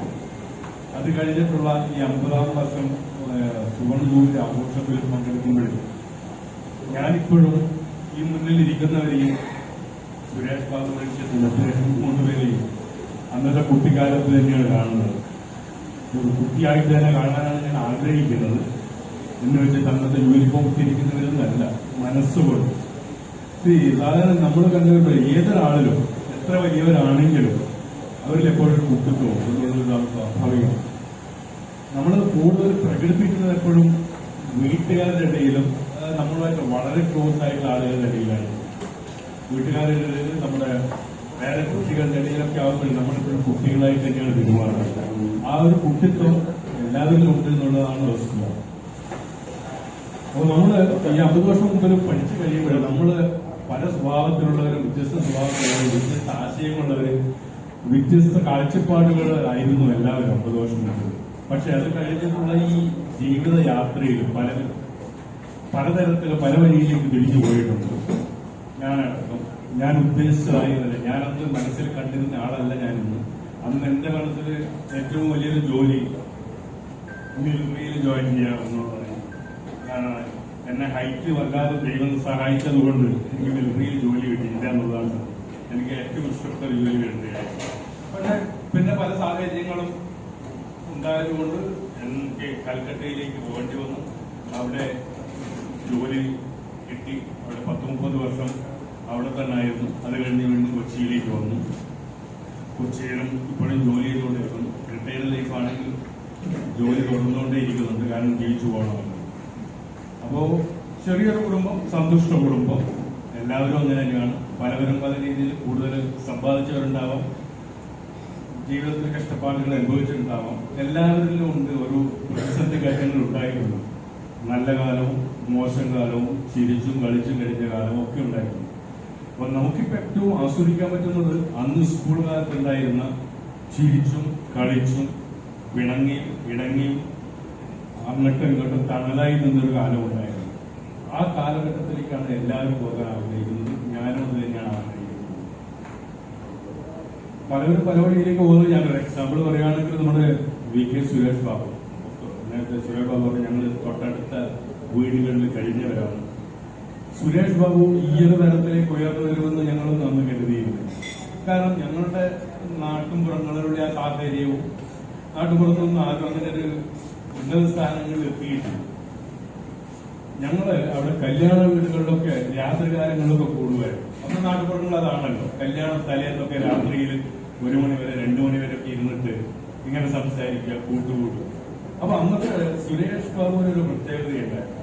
ഞങ്ങളെല്ലാവരും കുട്ടികളായിരിക്കുന്നവരും മുതിർന്നവരായിരിക്കും ഒക്കെ ഇരിക്കുന്നവരുടെ കൂട്ടത്തില് സുരേഷ് ബാബു ഇങ്ങനെ പല പല കുട്ടിക്കഥകൾ പറയും, പല മാജിക്കുകൾ കാണിക്കും, ആളുകളെ ഇങ്ങനെ പിടിച്ചിരുത്തിയിട്ട് സംസാരിക്കുന്ന ഒരു സ്വഭാവം ഉണ്ടായിരുന്നു. പലവരെയും ചിരിപ്പിക്കും. അപ്പൊ ഇരുന്ന് ഞങ്ങൾ 2 മണിക്കൂർ 3 മണിക്കൂർ 4 മണിക്കൂർ ഇരിക്കുമ്പോൾ കഥാപാത്രം എപ്പോഴും സുരേഷ് ബാബു തന്നെയായിരുന്നു. അപ്പൊ അങ്ങനെ വളരെ അടുപ്പമുള്ള ഒരു കുടുംബമായിരുന്നു ഞങ്ങൾ രണ്ടുപേരുണ്ടായിരുന്നത്. ഇന്നത്തെ ഈ സമ്മേളനത്തിൽ എത്താൻ പറ്റാതെ സാഹചര്യങ്ങളുണ്ടായിരിക്കാം, വിഷമതകളുണ്ടായിരിക്കാം. അങ്ങനെ എത്താൻ പറ്റാത്തവരെയും ഈ അവസരത്തിൽ ഒന്ന് ഓർമ്മിക്കുകയാണ്, അതിനെ സ്മരിക്കുക. അപ്പോൾ നമുക്ക് ഇനിയും വീണ്ടും കൂടണം, എല്ലാവരും ഒന്ന് സഹായിക്കണം. എന്റെ സ്വഭാവത്തിൽ നിന്നുള്ള എല്ലാ സഹായങ്ങളും പ്രതീക്ഷിക്കാം. നമുക്ക് വീണ്ടും കണ്ടുമുട്ടാം. എല്ലാവർക്കും നല്ലത് മാത്രം നേർന്നുകൊണ്ട് എല്ലാവർക്കും നമസ്കാരം. സാറിന് പ്രത്യേകിച്ചും കാരണം സാറ് ഒരു സൂപ്പർ സ്റ്റാർ ആളാണെന്ന് എനിക്ക് മനസ്സിലായി. ഇത് നമ്മൾ കണ്ടിട്ടില്ല, കേട്ടിട്ടില്ല. നിശ്ചയിക്കുന്നുണ്ടോ?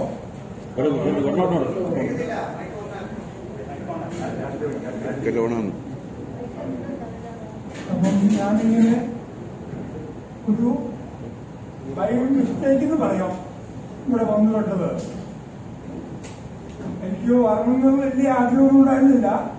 എന്നാലും ജോൺ ബിസിയും അതുപോലെ ജെയിംസും ഒക്കെ പറഞ്ഞപ്പോ ഞാനിങ്ങോട്ട് വന്നു പെട്ടെന്ന് പറയാൻ മതി. പറഞ്ഞ് ആഗ്രഹിച്ചു വന്നതല്ല, ബൈ മിസ്റ്റേക്ക്. എന്റെ മോൻ ജർമ്മനിയിൽ നിന്ന് ഒരു വീട്ടിലുണ്ട്. ഇപ്പോ അവനൊരാഴ്ചത്തേക്ക് കുറച്ച് ദിവസം കൂടി ഉള്ളൂ. എന്നിട്ട് ഞാനിങ്ങോട്ട് വന്നില്ലേ, വരാൻ പറ്റിയതാണ്, സംഭവിച്ചതാണ്. എന്തായാലും ഒരുപാട് സന്തോഷം. പരിപാടികളൊക്കെ വളരെ സൂപ്പറായിട്ട് ഫീൽ ചെയ്തു. ഞാൻ 2012 ബാക്ക് ആക്സിഡന്റിൽ മരിച്ച് ജീവിക്കുന്ന മനുഷ്യനാണ്. കൊല്ലത്ത് വെച്ചിട്ട് ഞാൻ ബോംബെയിൽ നിന്ന് എന്റെ ഫ്രണ്ടിന്റെ കല്യാണത്തിന് പോയതായിരുന്നു. കല്യാണം കഴിഞ്ഞ് പുള്ളി ചേട്ടനും മോനും അഡ്മിറ്റ് ആയിരുന്നു ഹോസ്പിറ്റലില്. അവരെ കാണാൻ വേണ്ടി പുള്ളി എന്നെ ബൈക്കിൽ കൊണ്ടുപോയി. പോകുന്ന വഴിക്ക് ഒരു ടേണിംഗ് എടുത്തപ്പം എനിക്കെന്തോ അൺഈസിനെസ് തോന്നി. ഞാൻ പുള്ളിയോട് പറയുന്നത് turning which taking is not so good. If anything goes wrong the person should begin will be up. You will be safe as you got a hold. അത് കഴിഞ്ഞിട്ട് ഞങ്ങൾ ഓപ്പണിൽ ചെന്നു. അവരെ കണ്ടു. ഞാൻ ഭയങ്കര ടോക്കറ്റീവ് ആയിരുന്നു. ഞാൻ ആരെ കണ്ടാലും വിളിയല്ല, കട്ടിയായിരുന്നു, ഭയങ്കര കട്ടി. അവരെ കുറച്ച് ചിരിച്ചും കളിപ്പിച്ചൊക്കെ അവിടെ നമ്മൾ തിരിച്ചു പോന്നു. തിരിച്ചു പോകുന്ന വഴിക്ക് സെയിം തിങ് ഹാപ്പൻ. ഞാൻ പറഞ്ഞത് സംഭവിച്ചു. ബൈക്കിൽ നിന്ന് ആക്സിഡന്റ് ആയിപ്പോയി. ഞാൻ താഴെ പോയി, എന്റെ തല പൊട്ടിപ്പോയി. രണ്ടാമത്തെ ദിവസം ബോധം വന്നത്. ദൈവാനുഗ്രഹം ഇപ്പോഴും കുറെ ബുദ്ധിമുട്ടുകളൊക്കെ ഉണ്ട്. എന്നാലും ദൈവാനുഗ്രഹം അർപ്പിച്ചു പോകുന്നു. അതുപോലെ ഇവിടെ വരാൻ കാണിച്ചാലും ഞാൻ പറഞ്ഞു വരണമെന്ന് എനിക്ക് ബൈ മിസ്റ്റേക്ക് വന്ന പോലാണ്. ഒരുപാട് സന്തോഷം. ജെയിംസിനും ജോണിനും അതുപോലെ ബാക്കി എല്ലാവർക്കും. എല്ലാവരെയും പേര് പറയുന്നില്ല. പേര് പറയാതെ ആര് വിട്ടുപോയെന്നും കൂട്ടണ്ട. ഞാൻ പറഞ്ഞില്ല, ബോംബെയിൽ അങ്ങനെ പട്ടണത്തിലായിരുന്നു ഇവിടുന്ന് 5 വർഷം. അത് കഴിഞ്ഞ് എയർപോർട്ടില് അതോറിറ്റിയില് ജോലിയായിരുന്നു. ഞാൻ നാട്ടിൽ നിന്ന് കുറെ ആൾക്കാർക്ക് ജോലിയാക്കിയിട്ടുണ്ട്. ബോംബെ അവർക്ക് ഭയങ്കര ദൈവാനുഗ്രഹമാണ്. ഞാൻ കോയമ്പത്തൂർ പട്ടണത്തിൽ നിൽക്കുമ്പം ബൈ ചാൻസ് കൊച്ചി പോകേണ്ട ഒരു അവസ്ഥ വന്നു. അവിടെ വെച്ച് ഒരാളെ പരിചയപ്പെട്ടു. ഒരു നേവിക്കാരൻ. ആ പുള്ളിയുടെ കഥകളാണ് ഞാൻ ബോംബെ ചെല്ലുന്നത്. അവിടെ വെച്ചിട്ട് പിന്നെ ബോംബെ ചെന്നു. പിന്നെ എയർപോർട്ട് അതോറിറ്റി ജോലി കിട്ടി. അത് കഴിഞ്ഞിട്ട് പിന്നെ ഞാൻ പറഞ്ഞില്ല, കുറെ ആൾക്കാർക്ക് ജോലിയാക്കാൻ പറ്റി, ജോലി അങ്ങനെ സഹായിക്കാൻ പറ്റി. ദൈവാനുഗ്രഹം കൊണ്ട് ഇപ്പോഴും അങ്ങനെ ജീവിച്ചു പോകുന്നു. 2 പിള്ളേരും വൈഫും കൂടെ വന്നിട്ടുണ്ട്. 2 പിള്ളേരുണ്ട്. അവര് ഒരാൾ ജർമ്മനിയിലും ഒരാൾ ബോംബെയിലും ബാംഗ്ലൂരിലുമായിട്ട് നടക്കുന്നു. 2 പേരെ കല്യാണം കഴിഞ്ഞു. സന്തോഷം. എല്ലാവർക്കും ഒരിക്കൽ കൂടെ നന്ദി പറയുന്നു. ആശംസിച്ചവരെല്ലാവർക്കും ദൈവാനുഗ്രഹിക്കട്ടെ.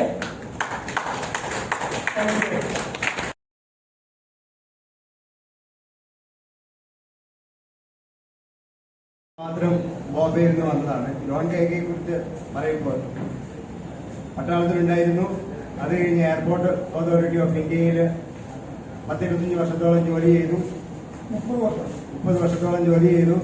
അതിനിടയ്ക്ക് അദ്ദേഹം പറഞ്ഞതുപോലെ ആക്സിഡന്റിലാണ് ചെറിയ ശാരീരിക പ്രശ്നങ്ങളുണ്ടായത്.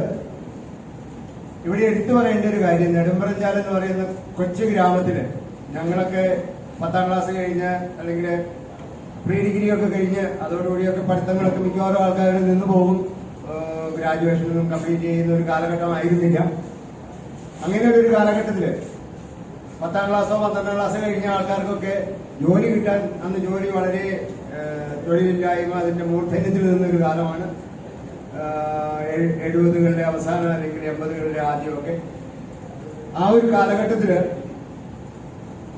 80കളിലും 90കളുടെ ആദ്യ ഭാഗത്തൊക്കെ ആയിട്ട് നെടുമ്പറഞ്ചാൽ എന്ന് പറയുന്ന ചെറിയ ഗ്രാമത്തിൽ നിന്ന് ഒരു ഏകദേശ കണക്ക് വെച്ച് പറയുകയാണെങ്കിൽ 30-ലധികം ആൾക്കാരെ ബോംബെയിൽ കൊണ്ടുപോവുകയും ബോംബെയിൽ നിന്ന് ഗൾഫ് രാജ്യങ്ങളിൽ ജോലി കിട്ടുന്നതിന് സഹായിക്കുകയും ചെയ്ത 30-ലധികം ആൾക്കാരിലൂടെ അത്രയും കുടുംബങ്ങൾക്ക് കരുത്തും ശക്തിയും തണലുമൊക്കെയായി മാറിയ ഒരു വ്യക്തിത്വമാണ് ജോൺ കെ കെയുടേത്.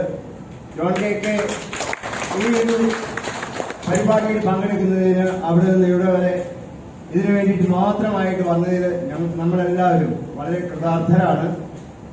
ജോൺ കെ കെയെ ഒരു ഷാളിട്ട് അഭിനന്ദിക്കുന്നതിനായിട്ട് സുരേഷ് ബാബു സാറിനെ ക്ഷണിക്കുന്നു.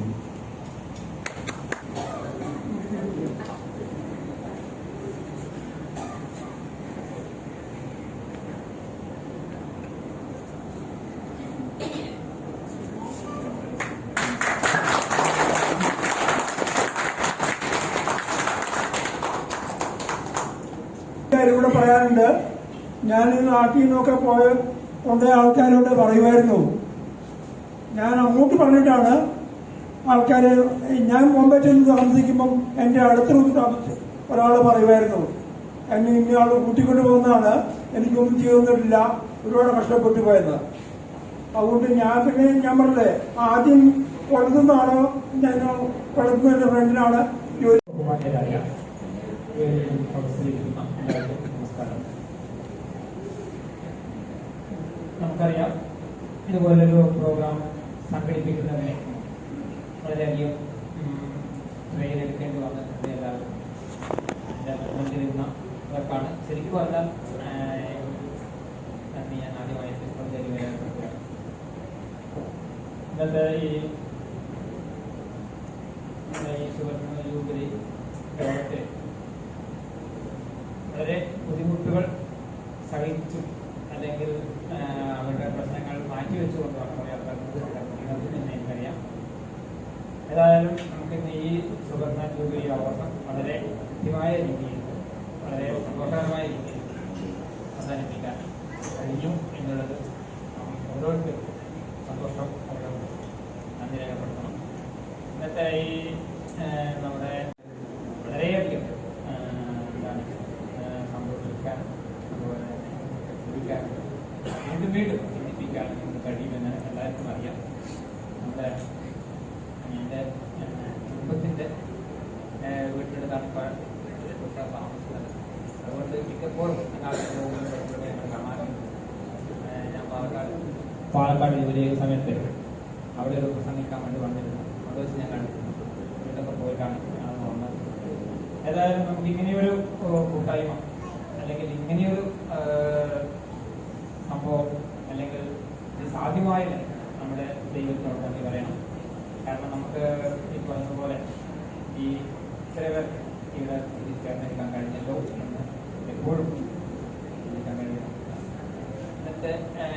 ഇന്നത്തെ യോഗത്തിൻ്റെ ഔപചാരികമായ നന്ദി ഞാൻ രേഖപ്പെടുത്തുകയാണ്.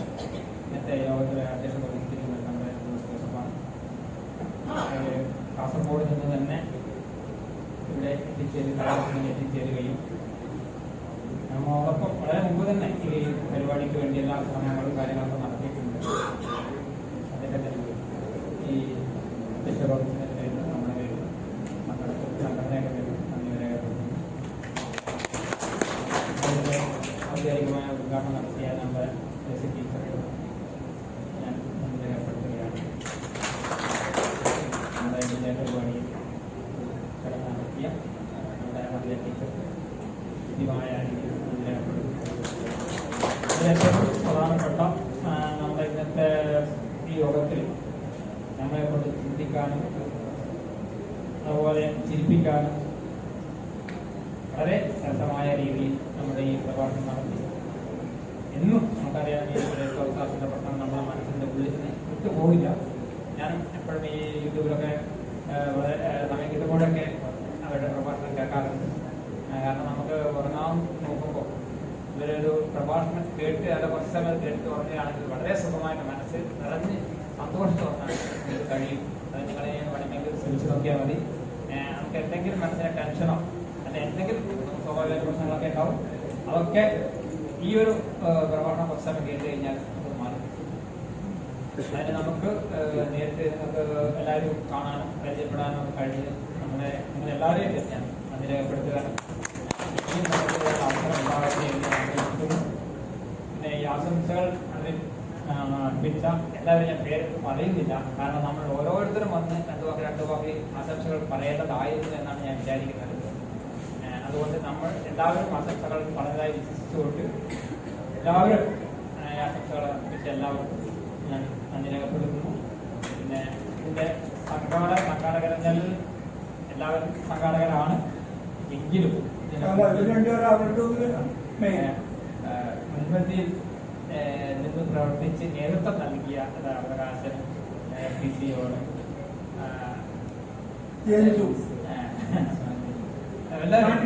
ആന്റണി എന്നുകൊണ്ട് എല്ലാവർക്കും ഞാൻ ഒരിക്കൽ കൂടി നന്ദി രേഖപ്പെടുത്തുന്നു.